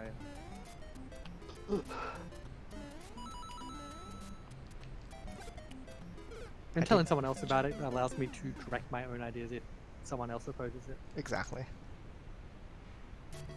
Like, I was expecting people in chat to be like, you got the GameStop thing wrong entirely. But no one did, so Kurtic was just like, yo, this is cool. yeah. I guess I have a reasonable understanding of the GameStop situation at this point. Unless no one understands it, that's okay too. That is also okay. We don't need to understand things, right? That's how this world works. Yo, wait a minute, what the heck? What is this? Whoa, whoa! Oh no, Xyrnq, brace yourself. Brace yourself for some. Whoa, yo, what the heck? Whoa, what's Species, happening? hi! With a rate of 146, that's kind of a lot of people. That is a lot of people. They're spamming You're My Superstar and loafing around. Because we love the loaves. Oh my gosh, yo! Hello everyone. Do I have to shout everyone out, right? This is a Yoshi thing. Give me a moment, Xyrnq. Yeah, no, of course. Ralph, Samuel, Long Lost, Ace Red, Space Mutant, Zami, Zerx, Obi, Otter, High Grass, Norman, Rodran, Bruno. Hello, yes, well indeed. Bravebird's Raven. Here. Flinny. Oh my gosh, there's so much going on. Yo, thank you all so much. Rodran and Ace, thank you for the follows, everybody. And Samuel, thank you for the follow as well. So, quick thing, I'll just quickly introduce myself and everything that we do here, because right now what we're doing is we're in the middle of our Talky streams. It's kind of a podcast thing. You talk about stuff. It's all sorts of stuff. But generally what I do is I play puzzle games. I play Puyo, Tetris, and stuff at like professional level, quote unquote professional level. So You're there's just that. very good at games. I do my best to be good at video games. It's usually pretty chill, pretty competitive, but like, it's cool. I play video games, and Spacey also plays video games, and also is a super cool guy. So, I mean, guess we're all the same after all. Some more follows as well. Zerx, thank you for the follow as well. Much appreciated, everybody. Thank you so much for the support. I would be a bit louder, but like it is 10:46 p.m. and I don't want to disturb people. See a message I just haven't gone around to respond. I'm gonna try a little later this week and try to beat that little cosmic gremlin again. Sounds good. I'll see if I can hop in. Sometimes I'm just streaming at the same time as you. I think we've run into that before, or like, you know, I'm out and about. But I'll do my best because it was super fun rewatching through the VOD. Seeing you enjoy the game that much, it just makes me really happy, right? Just seeing people enjoy the game that I enjoy, that makes me really happy. And I believe in you. You can do it. I'll be there. Even if not actually there, I'll be there in spirit. You can do it. Yeah, video games. Hey Yoshi, I pride myself in my vibrantness. It's 7:16 a.m. here. Boo, what time is it for you? Where's Boo?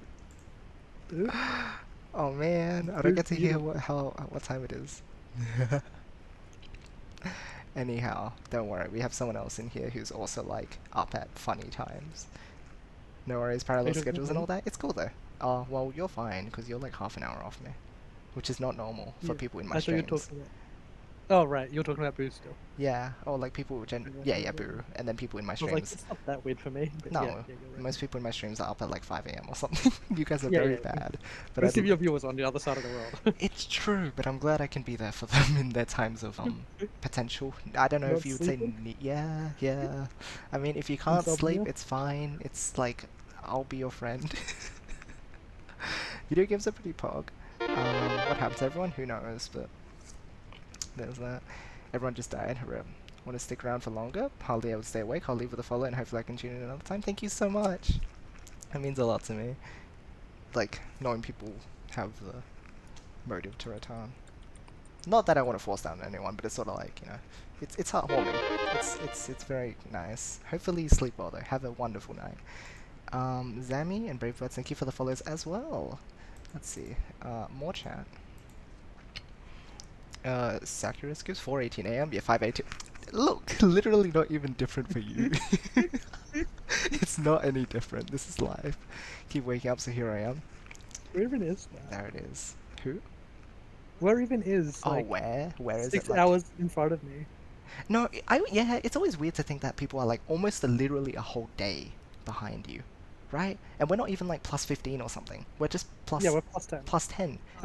I'm plus 10, you're plus 9.5. Yeah. Oh, plus 10 and a half. Give or take Because, daylight savings. yeah, daylight savings, that's right. And then like there's people that are almost 24 hours. I'm like, what the heck? This is so weird. Your streams come at normal times, but then again I'm on the opposite side. I mean, there's also people who are literally on the opposite side, so then it's like, you know, 10 a.m. now, which is fine because that's usually when they're waking up and not when they're up late. But I could be wrong. 7:18 a.m. here, 12:20. There you go. What time are you on, Yoshi? I am on Australian daylight savings. You know, I never understood why we have Australian Central Time, but that's not the standard. Why are we not standard? We're Central Standard Time. I get that we're a half-hour time zone, but it's like, really, you have to look at like, what is it? Australian Eastern Standard Time. It's like, Yeah. that's so weird. Why I use suspect it's Eastern? because of the population densities. Yeah, but I'm like sure the average position of a person in Australia is in the eastern time zone. average position. I've never thought of Well, it like, like that. you can calculate it like that, right? Yeah, that makes sense. I'm I pretty don't sure like it, Canada's though. average position is like ridiculously south. Oh, well, I don't know anything about geography, so it's fine. Most of Canada is just barren, like Iceland, as far as I can tell. Yeah. Who can comment on it? Well, boo. Yeah, Oh there you yeah, go. sorry, I'm back. Hello, welcome back. What time is it for you? It's 8:20. 8:20. That's There you go. fair. See? Hey, boo, look. All the furries are here. Oh, yeah, where? Xyrnq's one of us. Me, one of you. No. Yeah. Yeah, you've even got a dark form. You know that's like a stereotypical furry thing? They like, they Well, have like time their, to change that color. they have like their anti-forms. That's totally a thing that everyone has. Maybe I should just do the like negative of FF00FF What? for the inside square. It's not really a square. Wait, you're turning to the light? But that means that implies that Yeah. you were the dark version and you're turning the light version. That is still your anti-form. That's still an anti-form. I love you guys. Also, yeah, I don't know why half-hour time zone either. Anyway, so previous topic that we had here was, considering chat slow down a bit. We were talking about whether happiness is a skill. It's, we concluded, yeah, because like you know, you're coming to recognize the things that are positive in your life, and then you can derive happiness from it. And it like, as a result, you just end up thinking about negative stuff less, which is what you want to aim for if you want to maintain happiness in your life. It's good. As soon as I click follow, Twitch just crashed to me. It was cast. I appreciate also you still sticking think- anyway. Sorry. Yeah, you go. Sorry. I think if we scale happiness between 1 being very unhappy and 10 being very happy, Mhm. I think sitting at around 6 or so is probably where you actually want to be most of the time. Mm. You don't want to be ridiculously happy all the time because that's very emotionally draining. Oh, yeah, right. And you don't want to be like below 5 for obvious reasons. Yeah. Like you're just unhappy all the time. Yeah. But 6 is a nice content with life. Most of your days are like not too negative, not too positive. Mm-mm. Just going about it. And if you're below 5 also, you should probably try to adjust something in your life to make it slightly happier. Yeah. Make the next day ever so slightly better than the previous day. Hmm. Like, you can't do big changes. Like, big changes just aren't a thing. Yeah, yeah, Everything has to be small incremental changes. exactly right. And try to get yourself to a 6. That's why it's a skill. And I think writing down that too. So I try to keep track of things that happen each day. Yeah. And I rate my day as well on that 1 to 10 scale. Oh, happiness. right. And I very rarely go above a 6. Mhm. But sometimes I drop below a 5. But for the most part, I'm floating around that 5 or 6 Mhm. area. I think 6 is basically perfect. And I'll obviously have much better days than 6s as well. Like, if I see my best friend, that's like a once in every 6 month thing because they live in completely different cities. Right. Yeah, so that's Yeah, not an everyday that's- occurrence. So it's like, Yeah, that's a Yeah, huge yeah. spike. It's like a 9. oh, that's I yeah, love yeah. seeing her. And yeah, you're right. Yeah. Life would be boring if it was non-stop happy, but it's also boring if you're non-stop sad. So Well, it's like it's I not guess necessarily boring, it's draining. Like, being emotionally not neutral is very draining. that makes sense right? as well. Yeah. Emotions, be yeah, so they do take energy. Like, a really good day is... You're tired at the end of a really good day. Yes, you do. You are tired. You do tired. I sure do tired. And, like, the same as a really negative day. It's really tiring. Yeah. Being really negative. And a lot of the time, if you're really negative, you can't sleep as well to get rid of that tiredness. That's right. Yeah, and then it's just Whereas at least if you're happy, self-fulfilling you're cycle. falling asleep. Yeah. Yes. Happy, you're falling asleep happy, and it's easier. Yeah. One technique I've, like, Dr. K has talked about Mhm. with trying to fall asleep if you can't fall asleep is to go backwards through your day Mhm. and reflect on it. So start at laying in bed and go down to waking up Mm. and reflect on it, with the idea being that in any particular moment you don't have that much time to appreciate what is happening. So you have emotions wound up in each moment, each big moment. Right. And reflecting on it allows you to unwind those emotions and relax them. Ah. I'm not quite sure on the going from end of the day to the beginning of the day. I assume that's something to do with memory, Mhm. as in you're more likely to remember stuff that happened most recently. Yeah, So right. they're having a bigger impact on you. So get rid of those first. And he says to do this while laying in bed. With nothing else on, obviously. Yeah. I think right. sleep is something else that you can train to be better at. Oh yeah, certainly. I think And so. The few times where I've, like, sort of succeeded in getting better at it, I just slip and stay up late one night and it's all over. Like, I think the longest stretch I've had as an adult is maybe 4 months of good solid sleep, 4 months. and then huh? I just Mm. go to bed at, not even going to bed at the same time, waking up at the same time. I think waking up at the same time is way more Yeah, important yeah. than going to bed at the same time. It is though. It is. You get more natural rhythm in your life here. Right? Yeah, and your body will fix itself. Yeah. Like, if you need to sleep more, you'll go to bed earlier. Yes. You'll be tired earlier. And if you stay up late one night and still wake up at the same time, you'll naturally fix that by going to bed early the next. Yeah. If you can get into the habit of waking up at exactly the same time every day, or within, like, reason, 10 minutes either way is probably fine. If you can get used to waking up at that, Mhm. then apparently life is much easier to get to sleep. Which makes sense though. Yeah. I used to be very negative on sleep as a teenager as well, early 20s. Just such a waste of time. I think Why would people anyone tend ever to be sleep? that way. Thank you Yeah, for sticking it around seems out to be there. common. Hope you have an awesome day too. Cool. Oh, that's something else I've been trying to do Mm. with the can you train happiness. Mhm. I used to say, if someone asked me how I'm doing, not bad. That used to just be my general response. Okay. I've been trying to say a positive word instead then. Oh, okay. To clarify, not saying not positive word, just saying positive word. Wait, what? Instead of replacing... It would have been funny if I replaced the word bad with the positive word. As in, not Not good. good. I'm replacing the whole phrase not bad with the positive word. Hey, it's well, I mean, It's more affirmative. It is. Well, there's How are you another doing? thing. Yeah, not good. But yeah, no, like actually saying yeah, I'm doing good rather than yeah, not bad. Right. Seems to like have an actual effect. Hmm.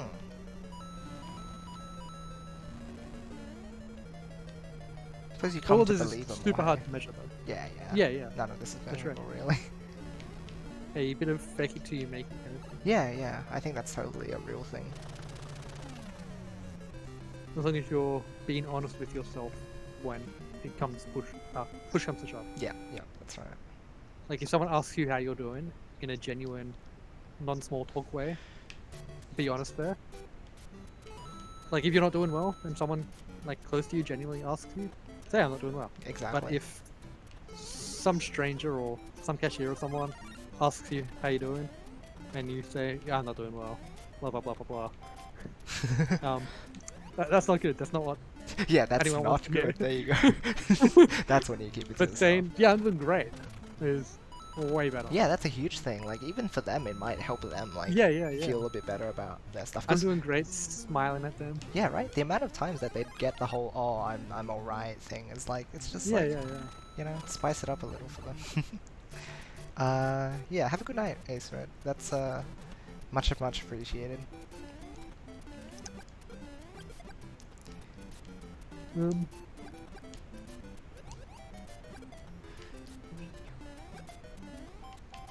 It would definitely be bad to lie to yourself in most cases, Mm. but in some cases it is good. Like faking you have confidence Oh yeah, is good to an extent. to an extent. Like you don't want to be confident on things you shouldn't be confident on. Oh, okay, yeah. But if you're in a social situation, go into a party with people you don't know, What the heck is that? faking Koopa? confidence there is totally fine. Ah, yeah. Whereas if you're trying to make a financial decision with someone and you're faking you have more knowledge than what you do about financial markets, that's terrible. Yeah, Not good. you need to like let them know. you need to know yeah when you're allowed when you should step back. Yeah. Did you see that Koopa? I just I that was so I was bizarre. actually gonna bring that up. What do you do when you're thinking? This is off script again. Unprepared question. What do I do when I'm what? Thinking. What do I do when I'm thinking? Yeah, what physically do you do? Do you do anything physical? So we've talked about like hand gestures for talking. When I'm thinking though, it's like, I guess I like do the natural thinking poses sort of thing, like kind of tilt my head a bit Yeah. Right. and hand-wise, I don't know if I do anything with my hands. Yeah, fair. I guess my whole body, like body language, it kind of changes up a bit though. So because I'm trying to like give reasonably decent thought to any question I'm answering or rambling about, I'm looking up at the ceiling, my ceiling, which is just basically plain white, bit of like whatever, and just trying to block out other sensory inputs, I guess. Yeah. I'm completely doing it subconsciously though. Right. So right. I, for the most part, not watching the stream. Right, understandable. And circling back to the very beginning of this stream, how I was going through a list of other stuff that had already talked about. Ikaru Nakamura, the chess player, he looks up at his ceiling a lot too when he's thinking. Ah. It is just a way to like, block I other assume it's- thoughts yeah. out and then Yeah, help you yeah. focus, really. Yeah, it's a focus. Is the thing, yeah.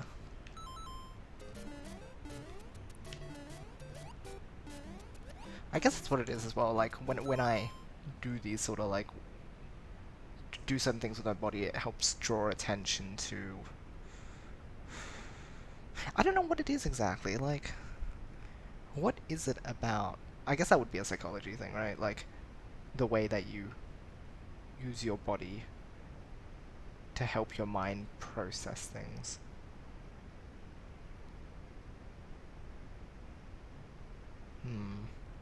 Hang on, repeat what you just said, sir. It's a psychology thing, wouldn't it be? Yeah, with the bit after that. The way that The you like, it's not shape yourself. It's the way that you, I guess, pose. I don't know. I don't think pose is the right word either though. Like it's some sort of like compose yourself. Is it? yeah. The way that you compose yourself influences the way that you think. So I've thought about just describe the whole situation. So after a shower in the summer, in particular, it doesn't seem to happen as much in the winter when it's cold. I get really itchy on my arms and sometimes my chest. So my general solution to this is just put moisturizer on. Mhm. But I've been toying with the idea of putting some hot sauce on my tongue and sitting there meditating on that hot sauce, like concentrating on the sensation I'm getting from that sauce, and seeing if that distracts my mind from the itchiness. What are you hoping to achieve then? To distract myself from the itchiness. Oh, that's just Because it only lasts for that. maybe half an hour. Oh, okay, Like- right. I was wondering because I was like, Yeah. is this a long-term thing or is this like in the moment? You're trying to like. Yeah, this isn't in the moment. Ah.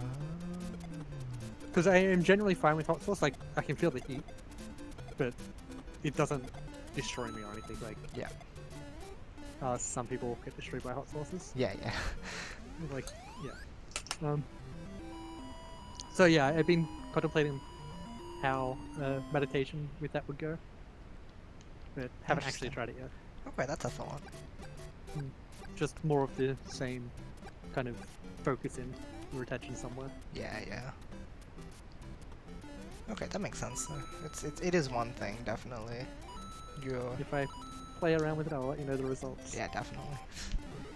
Ross It's like mentioned. there's a meditation for that as well. What? So one of the Dr. K series of interviews that I really like is with Miskiv.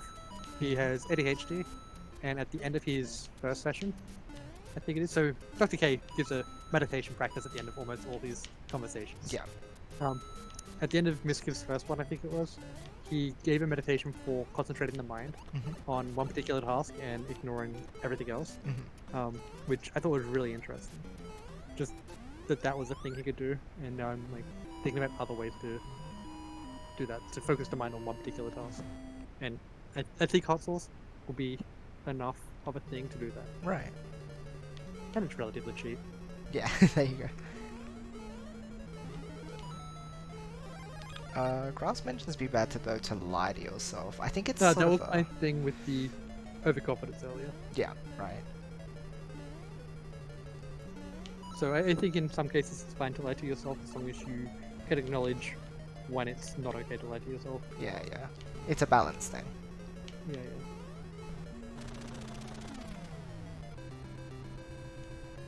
Because like you have to pretend to be confident before you can be confident, Yeah. at least exactly. outwardly. And like sleep, you have to pretend to sleep before you can sleep, Yeah, right. and at some point you're lying to yourself there.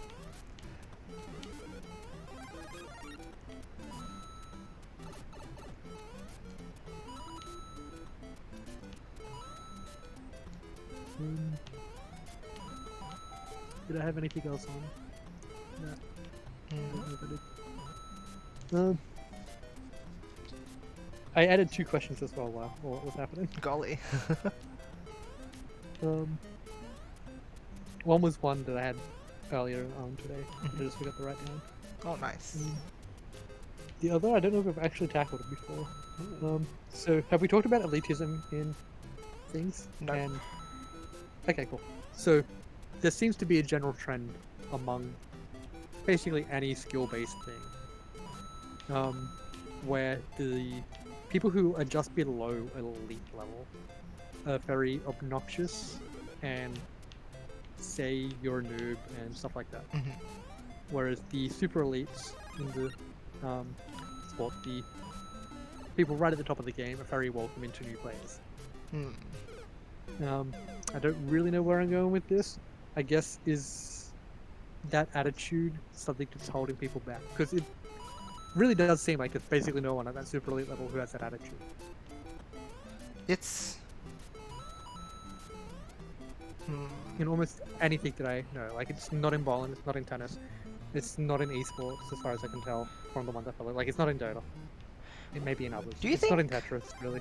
When you're in that middle state, you forget what it was like to be worse off as a player, but when you're like that top level player, you can more easily reflect on your experiences, and you can sort of your Could it be an ego thing? attitude. Could it be a I was never that bad by the near elites? Whereas the really top players are so confident in themselves that they're happy being like, I topped out at level 70 at my first game of TGM1. Oh, okay. Right. I now get sub 9s, but I was like that at one point. Whereas the people getting like, I don't know, 1030s, what's your PB? Because you're not like that. I want to go slightly worse than you. Well, PB's in TGM1. Is it like 1020 something? I always forget that one. I just remember my Cool. 20G one. We'll go with It's like 1040s. 950 or whatever. Yeah, it's probably like 1020s. Yeah. So like the 1040 people, I feel like they probably have a higher sense of not wanting to admit that they were recently bad. Whereas the people who are good enough to go sub 10, sub 9 are so far away from being bad in terms of time that they have no problems because they're a completely different person now. I guess that's what I was getting at, but I didn't know how to word it. That makes sense. To me, I feel like it's a developmental thing Interesting. where you've gotten to that point that you can Yeah, that look you're just back. confident. Yeah. Yeah. Which is why That you you're can be more confident saying that you're understanding. bad. Yeah. I'll shout out this follow quickly. Sweet Dog Dragoness, thank you for the follow. Nice. So, did we just alleviate blame? Oh, not necessarily blame. Some of the blame on the people who are near that elite level who are obnoxious twats. So If is it their not necessarily fault? being fault? Yeah. I think it's like- an awareness thing. Like if they Yeah, don't yeah. know that they're acting And this they're more way. likely to be twats. Yeah. Like obviously at the end of the day, it's still on them for how they respond to their inputs and outputs. Yes. Well, they're the outputs. But a justification for why that is their output, given the input of near elite.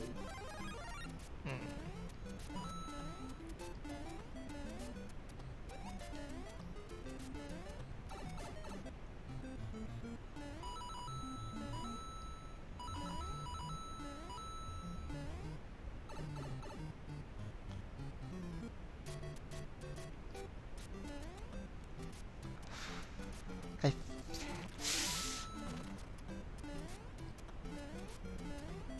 see. It's still hard to say where it comes from, really. I agree. I have not. Normally, if I write a question down, I have plenty of time to think about it. I haven't really thought that much about this question. That's fair.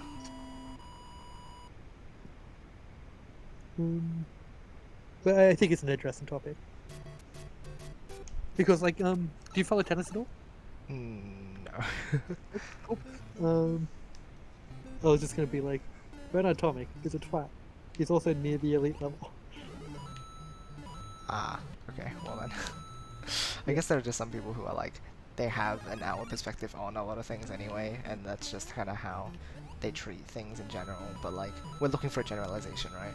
Yeah, we're looking for Yeah. generalizations. So I guess it's like, there are always gonna be exceptions. Yeah, of course. It's just funny. Like, Billy Mitchell was at some point probably a good Donkey Kong player. Do you not know who Billy Mitchell is? No. Oh, you're missing out. Mm. Go watch the King of Kong documentary at some point. That's your homework. Wait. Oh, how long was I muted? Ah, I have no idea. we have not heard from you since you said it was 8:20 or something. I think that's when we last heard from you. Okay. Oh no. It's okay. Did you have something you wanted to mention? No. Alrighty.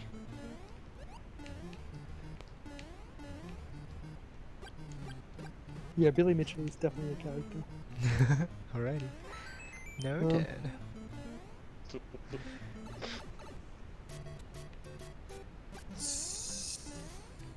So what about self-sabotage? This is an idea that occurred to me today Okay. because I've been applying for jobs, like for the last year, I guess. Mhm. But I applied for a job earlier this week down in Sydney, Right. and I really don't want to live in Sydney. Huh. And I wonder how much of my resistance to applying for jobs which I am well suited for is because I don't want to change my current life Hmm. without being consciously aware of that being the reason that I want to apply for jobs in Sydney. Like there's a conscious, like, good reason I have for not wanting to live in Sydney. I just don't like the big city. Right. Right.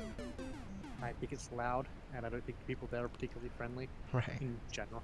Like, obviously, exceptions to that rule. But in smaller towns, in cities, I feel like people are more happy to just have a general small talk conversation with you. Ah, yeah. And in Sydney, that just doesn't seem to happen. Yeah. Yeah. The last few times I've gone to Sydney, no one talked to me. I Like, no see. strangers talked to me.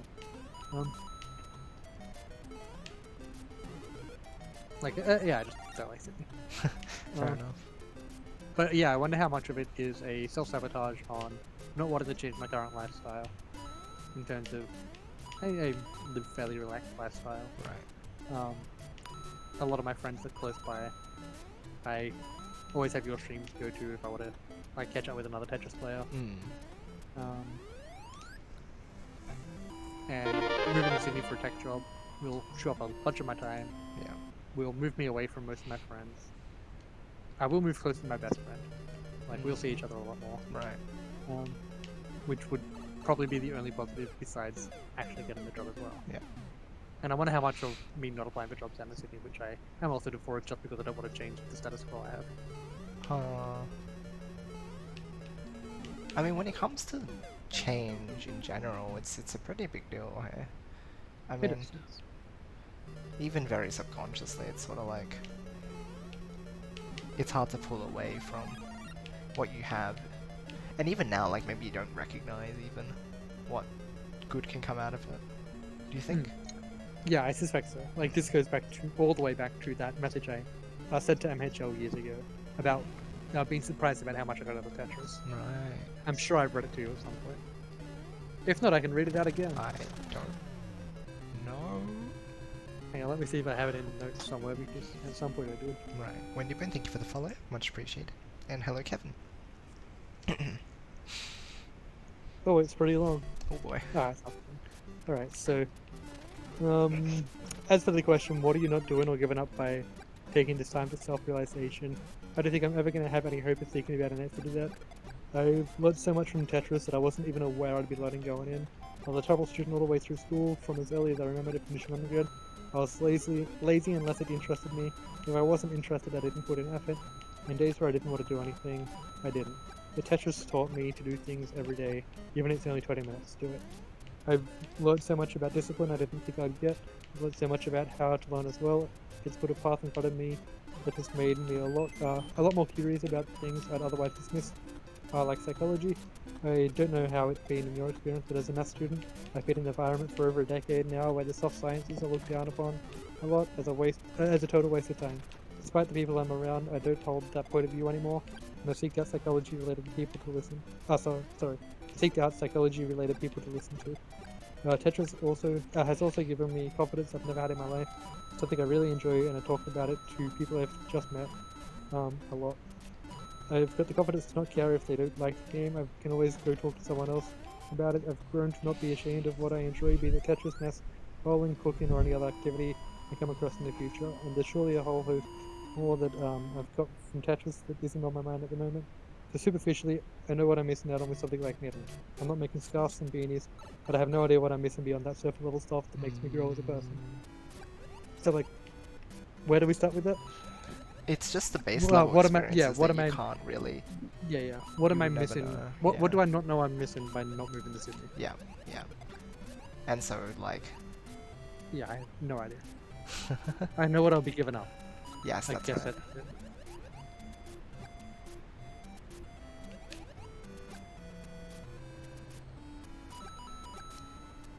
So I guess it's just bringing yourself to be able to make a decision and definitively say that you're going to do this. Yeah, like, I suspect if I got offered the job I applied for earlier this week and it was paying well enough to make my rent maybe 40% of net income after taxes, then I'll take it. Right. Even if it's just for a few years, because that's a lot of money in the savings. Right, yes. And that allows me to do other stuff that I want to do, like open a restaurant, ramen shop.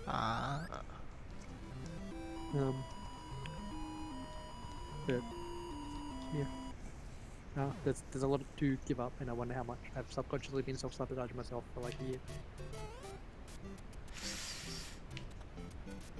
Guess. Because I definitely have not been applying for jobs like actively as I could. Right. Because like I could just make that my full-time job, is apply for jobs. And Fair I'm enough. sure I would like hit a job soon enough. I'm reasonably confident that if I wrote a resume and cover letter well enough to get an interview, I would have a good chance of getting the job. And for the most part, I don't put effort into my cover letter or resume because, for the most part, I don't want the job that I'm applying for. If I'm spending a couple of hours on a resume or cover letter though, then I kind of want that job. Right. Well, I seriously consider that job. But you haven't felt that sort of will for the ones that we've... For most of them, yeah. Yeah. Oh shit. Hmm? What? Are you okay? What? Yeah, I'm fine. Okay, if you say so. Did I not sound okay? I mean, you swore and there was a noise. Do you not just do that? No, I don't just swear out of nowhere. This isn't actually Australian. I don't exist, remember? I'm an NPC. Alright, so we technically have 10 minutes before I meant to leave. I see. Do you want to ask another question? Okay. I'm happy to stay later if we're talking about it. So. How do I phrase this question? Okay. Okay. What would you say if someone in our voice chat decided to pee with their mic on? I think I'd make fun of them for 2 seconds, then not care about it. Is this Tenor? Did Tenor do it? No, I was asking Tenor about it, right? Because and then we You came up with the whole like, no, I didn't. I brushed my teeth in voice chat though. Nah, With that's the- whatever. Yeah. So the question is, where is the standard for drawing that line? Does there need to be some sort of like? Because here's the thing. Here's what I related to, and I know it's not equivalent. But say you're housemates with someone, right? You probably hear them pee a bit. Yeah, a whole bunch, right? And you just shout over it. You just talk to each other Yeah, yeah, anyway, yeah, and it's nothing, right? And then Tanner was talking about how, well, you're living with each other, so it's a bit more, like, intimate, even if you don't really know each other that much. But then I'm like, but you could just be, like... Public bathrooms. Yeah, exactly. Stuff like that as well. So it's I've talked on the phone while peeing before. Right. But phone microphones are typically much worse. Ah, yeah, fair enough. So what's your stance on it? Sort of like, is it really that big of a deal if it's just an everyday thing that you do, along with like, you know, you go wash your hands, oh, there's water running, or you go, I don't know, you do anything in everyday life, and like, sure, peeing is like, you know, you're excreting stuff. It's like, okay, sure, the action itself, but like, sort of just, it's an everyday thing, right? And you do it, It is. and it's like, does there really need to be that big of a, sort of a censor on it? Like, obviously in a public environment it's different, but like when you're talking with your friends, even, is that really Yeah, I don't that know. big of a deal? Never really thought about it because I've never used wireless headsets. Well, I mean, I just It's just like- talking on it. It would with have a come up earlier if I had. Okay, fair. But yeah, I suspect I wouldn't care. Hmm. Do you think there needs to be some sort of like? Do you think as a standard it would make more sense if people didn't care, or do you think there's some sort of reason for it? I don't know. Because it's I'm more on the side of it just doesn't matter. right. If anything, it's wasting time by muting mic and not talking to it. Yeah. So here's the thing about it, right? Like it's I guess the like the overarching question is the whole like this universe has no rules. Why should we abide by like you know, it can come down to the basic question of even why do we wear clothes, right? And that's So different. nihilistic. That's got I mean, there you go, right? Because Eve stuffed up. Guess I'm gonna run with the same joke. Very laughing at face emoji maintenance. But yeah, it's like stuff Wait, like what this. was it? Funny fun is NX. Oh yeah, I just made a religious joke. Oh, you did? He's funny like that. Yep. But yeah, just not just peeing, but like in general, doing sort of like social standards and how irrelevant they can be in that sense. So I definitely think peeing in the toilet is a good one. I don't want to give that standard up yet. Okay. Well, at least not like openly peeing in public. Well, Like, peeing behind a no. bush or something out in the middle of nowhere, whatever. Yeah, right. But openly peeing in public, yeah, I'm not ready to give up that standard yet. Okay, no, that's different. Peeing in voice chat is the Yeah, the I think thing, that's fine. right? Be the change you want to see, Yoshi. Hey, wait a minute. This isn't the worst thing I've ever said that about. I mean, it's a sort of clearance thing anyway, right? Like, you clear it up and it's like, oh, if it isn't any issue, and that's a clear question, like, Yeah, does it need yeah. clearance? Well, yeah, I guess, For now. right? For now. It's a weird one, but I think it's interesting. What about peeing in the shower? As in, like, is that okay? Yeah, yeah. I think that's fine. Yeah, so do I. Well, of course. I Why don't do people understand the think it's people who not are against okay? it. You're like cleaning it, sort of. Yeah, You, the ground is what do so you mean, dirty. sort of? Yoshi, do we need to talk? Okay, no. Here's the thing, right? Like you're dirtying it up with everything else. The pee is like just Right. one of the things that are dirty. It's Yeah, like, yeah. what's different? People are just weird.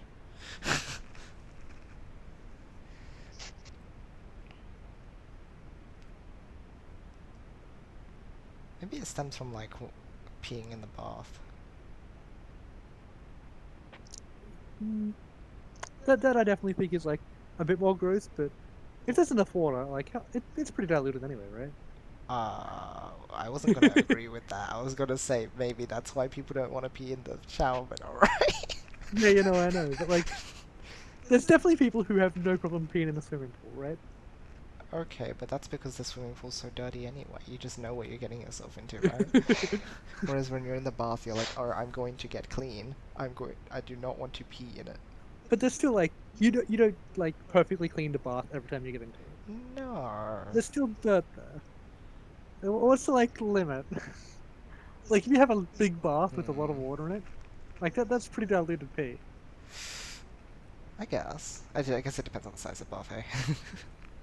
But if you have a really shallow bath with not that much water and pee makes up half the like liquid after you're done peeing, yeah, that's kind of gross. Yeah, exactly. It just depends. It just depends.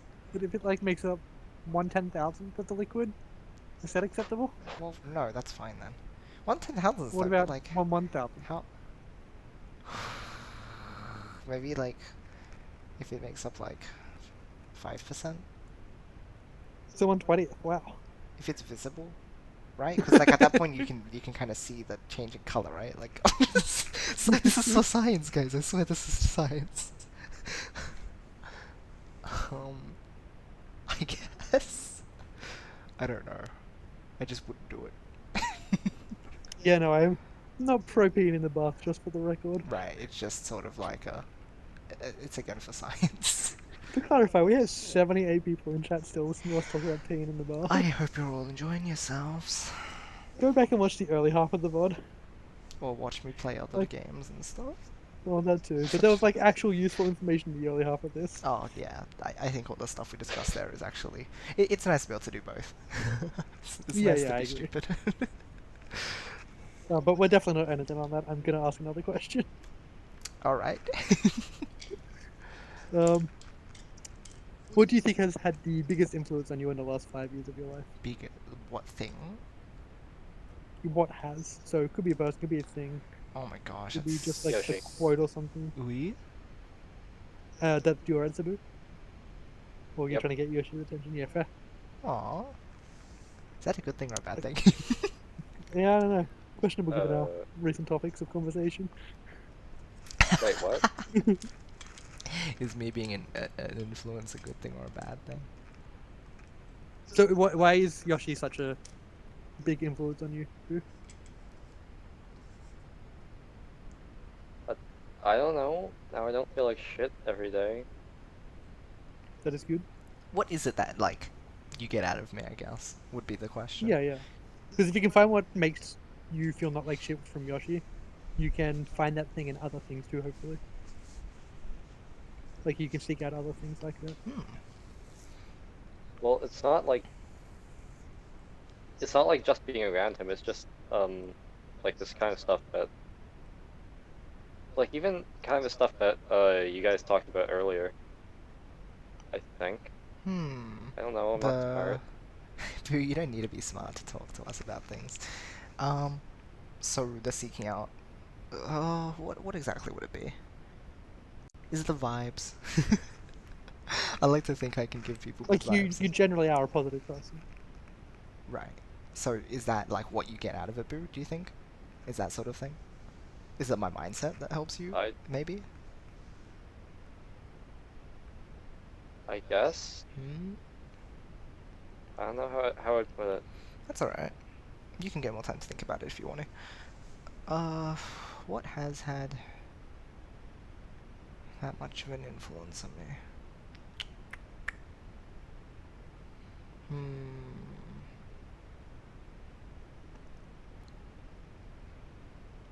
I wouldn't say it's a sudden event. Not an event. Nothing comes to mind then, really. Was that life impactful?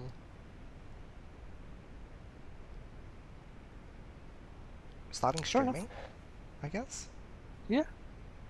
That's pretty huge for me. I've met so many people. Hello? I've been hello. Oh, Hey. thanks. Amy. Epic. But yeah, being able to meet so many people, being able to share my thoughts, my feelings, my like again, like being able to enjoy games with other people, being able to like even this, right? Like being able to voice Yeah. my thoughts on things and refine my own thinking, being able to build our habits of stuff like the Puyo Guide stuff that we went through yesterday, even just stuff like that, and just like day-to-day life, like it's like a large portion of my life now revolves sort of around streaming. Like it's almost an everyday thing for me, which is pretty huge. Sort of just like an expectancy at this point that it's going to happen. And like if I go without it for a while, it feels weird. Not in a bad way, but more just like it's so natural now. So Yeah, I understand the weirdness you're talking about. If I skip a couple of days of Tetris, it feels weird. yeah. So there you go. I guess that's my answer. Cool.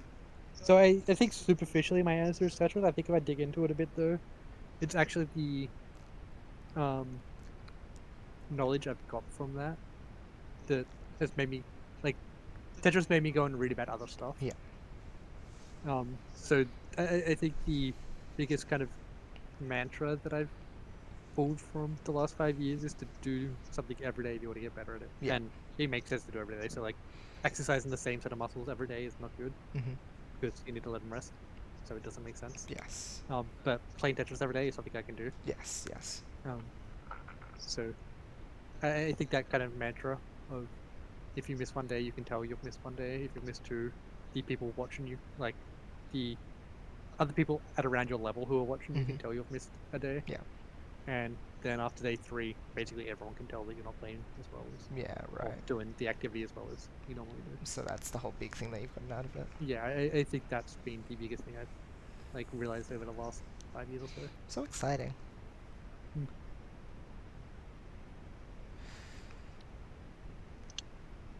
And don't be dismissive of things. Yes. Be like what Alex said the other night, that you can find something interesting. If someone finds something interesting, there's no reason that I shouldn't be able to find, Yeah, or at least yeah. appreciate why they find that interesting. That's right, that's right. That's a big thing. What were you saying, Boo? I was just saying about that, about what I was talking about earlier. Mhm.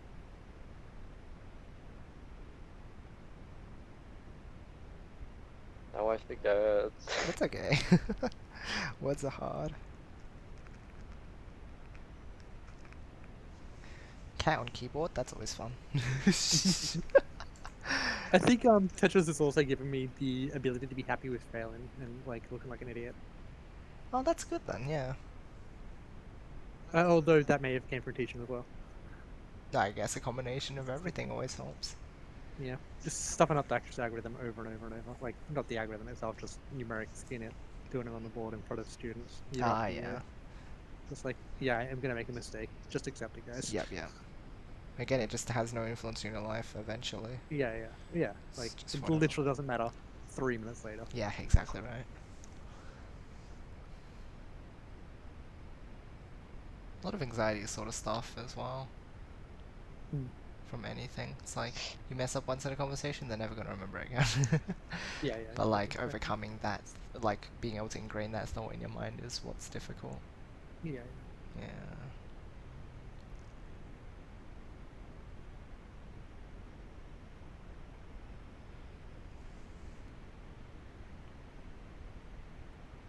I think I've came to the like realization over the last few years as well that I've had a lot more influence in many more people's lives than I initially thought I was going to as well, just from teaching. Yes, I think you've mentioned that one as well. Yeah, And yeah. that's, yeah. Just like I've taught thousands of people. Maybe 20% of them are going to go on to become teachers themselves. Yeah. And so I'm like one step away from teaching what each of those, well, let's call it 700 students who are going to go and be teaching Yeah, teachers. yeah. Sorry, they're each going to have a class of let's say 25, and they're going to have what 6 classes a week. So it just Like, continues rolling sorry, down. yeah, yeah. So pulling out a calculator quickly because we're going to massively I can't do arithmetic.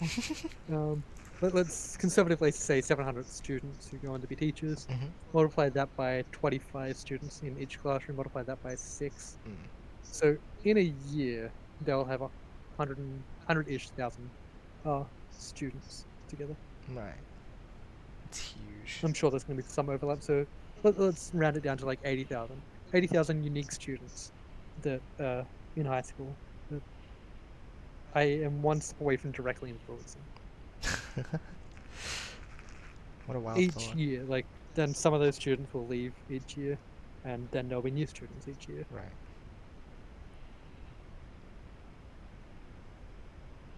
So hang on, we can shortcut this math somehow. All fun.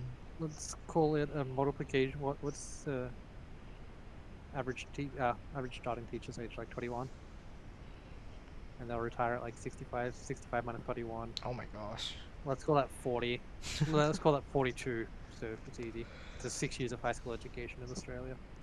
So every 6 years, you get entirely new set of students to be teaching. Mm. So that would be 7 entire new sets of students each of those teachers I've taught take on. So that's what 80,000 by 7. If I never teach another teaching student again. Oh my goodness. That's a lot of people. That's 500,000 people I like am one step away from influencing. There you go. That is crazy. It is. It is.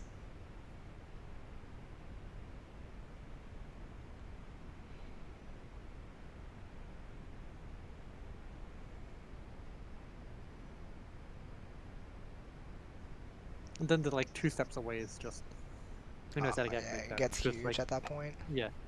Those students will go on to like influence their friends from other schools, their parents, their kids, their friends' kids, Yeah. their like extended family. At some point you just become one with the world. Yeah, I guess so. Hmm. I am the emperor of the world. That's what you said, right? 100%. I'm glad you understand me. Very good. I do wonder, like, if I needed it, how much influence from former students I could get. Like, when I was going through the whole leaving the uni last year, Mhm. I was somewhat curious about emailing past students Mhm. that I thought would give positive feedback on me, to ask for them to give feedback on me, for Right. me to present to other people, like higher ups than me. Mhm. Be like, these are what former students about me say. I want to keep working. She's saying exactly the opposite of what all these students are saying. Mm. Who are you gonna like believe? The person who continually gets less than like half on their feedback, Mhm. or someone who can email students from years ago Right. And they and will get them still to write have. feedback? Yeah, Yeah. they still have my back. Like students who now have lives outside of university, who potentially have families, have rent to worry about, have jobs to worry about, still took the time to write a paragraph or two about me. Yeah, that's big. Like, I reckon there would be a reasonable number of students, like maybe 50 or so, I could go to right now and get that response from. That sounds reasonable to me. And then if I like actually waited time and stuff, like if I waited a month maybe, I might get response from a couple of hundred. Yeah, that makes sense as well.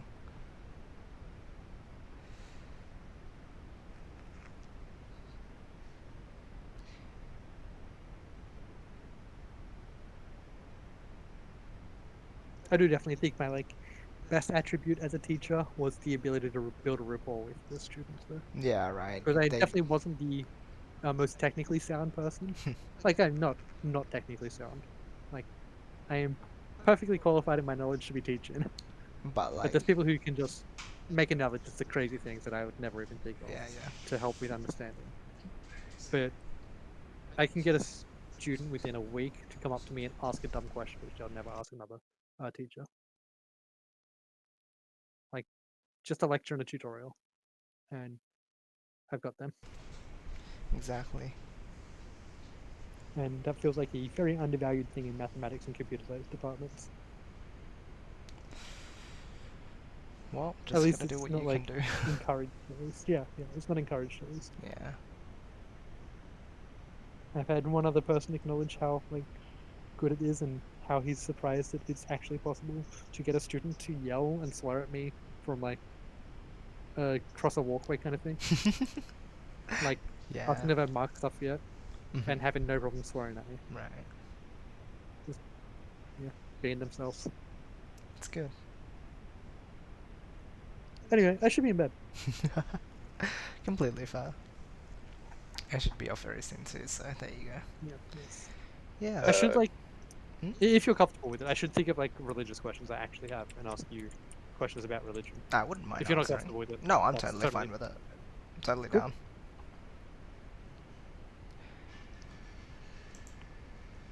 Because all I've got is my one joke about Eve being a traitor. Any more jokes, obviously. My gosh. Never ends. No, I can read a Bible Wait, myself if I need. Yeah, what's up, boo? It will are be we ending? Yeah. Gonna cool. be ending around about Oh, now. okay, I guess that was pointless then. No. Hmm? Do you have any Wait, what? questions, too? Any final thoughts? Questions? No. That's all good. Nothing wrong with that. I think summary for Boo is you should think about what you get out of Yoshi. I did. I posted it in the chat. Oh, I have not read the chat. I did not check it either.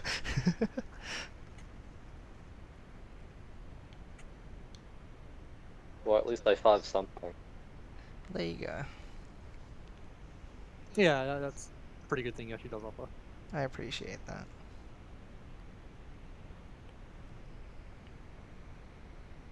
Yeah, in general, I think it's good to try to figure out what you do find appealing about anything and try to find that appealing thing in other things as well. Yeah. and you will slowly surround yourself with things that only appeal to you. Hooray. Anyway, I am off. Have a good night, Zenix. Thanks again for hanging out today. It's been good. It is fun. Always is. We'll see you around Alright. soon Good enough. night. Good night. Bye bye. Alright, and thank you, Boo, as well, for hanging out. It's always good having you around. Do you want me to go now? I mean, I'm heading off around now, so I'm just saying thank you for hanging out. Hopefully you have a good night too. Or day. I don't know if you're planning to sleep or what. Yeah, I'll probably sleep soon. Then, do rest But well. yeah, thanks for having me. Yeah, it was good. I'll catch you around soon. Bye. Boy. Right, and for those of you in stream, thank you to everybody who's stuck around. Let's see here. Hello, hero. This point in your streams might as well be daily routine for me. Aw. I am happy to take that role, that position. Thank you to everybody who hopped in, all the... First off, obviously, all the regular viewers and such, Grass, Bruno, you guys. Always amazing. I think you two were the... Chaotic as well. You've been around a fair amount as well. I don't like forgetting to shout people out. Cinder. Orvi. All the cool people. Oscar as well. I assume we've just been lurking. But yeah, thank you all so much for, like, just being here, being cool people. Like, just being able to sit here and discuss these sorts of things. It's just... It's nice to have a place where you can just freely talk about things, and hopefully other people thinking, get you guys thinking. And, you know, bounce thoughts off of as well. It's a fulfilling experience, definitely. Huge thanks once again to Spacian. Yoshi's be cute? No. Never. Yeah, huge thanks once again to Spacian for the raid. Maybe at some other point you guys will be able to catch me when I'm playing Puyo Tetris again. That's generally the main attraction here. But again, hopefully this was an enjoyable experience for everyone as well. This is a very more generalized, I guess, type of stream as well anyway, so maybe it was a bit easier to get into, but again, it's just, if it was your cup of tea, cool. Thanks for sharing the tea. So, I'll be seeing you guys tomorrow. I will be around tomorrow. There is a tournament happening around this time tomorrow. So that will be exciting. It's, I believe, I forget what it is. I think it's Wairu's Puyo tournament.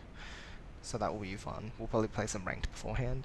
As I mentioned, in the morning I'll be out, and I'll be out in the city to go grab lunch and stuff, but after that I should be free to be streaming and playing video games and stuff. The usual stuff. So, once again, for those of you who are from Spacian's stream, every now and then I hop in there and lurk. Maybe you'll catch me around, maybe I'll say a thing or two, especially once he is playing PvT as well. I will be there to support if I can. We'll see what we can do. So I'll catch you guys around the place, whether it's tomorrow, whether it's another day, whether it's someday further in the future. I just hope that you all enjoyed yourselves, and of course, I hope you all have a great rest of the day or night. I love you guys so much, and I shall see you all next time.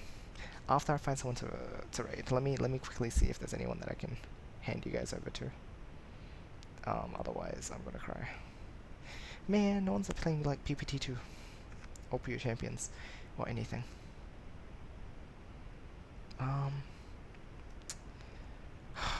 This makes things difficult. Nentaro's not playing anymore. Maybe there's a Japanese Puyo streamer I can like just send a link to, who I can link to you guys. Let me see about this. If there's Puyo streamers, I'll go ahead and link them.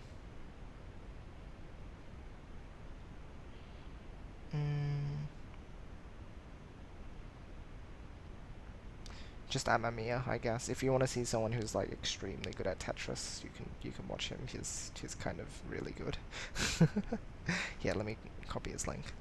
But yeah, as for this Twitch stream, thank you all for hanging out once again. Next Talky stream will probably be next week or sometime soonish like that. We usually do these, like, they're sort of weekly, but like they weren't weekly for a while, and then they're back, so it's a question mark. But yeah, for now, as always, hope you all have a great rest of the day now. I know I've said this before, but I love you guys, and I'll see you all next time. Have a good night, or day, or whatever. Bye-bye. Someone has to come up with questions? Yeah, that's on you. Shh. I'm gonna go get some sleep in my den. Yeah, you sleep well. And for those of you who are still, like, looking for some more action, here's Amamiya Tayo, one of the top players of Tetris in BPD. Alright, bye!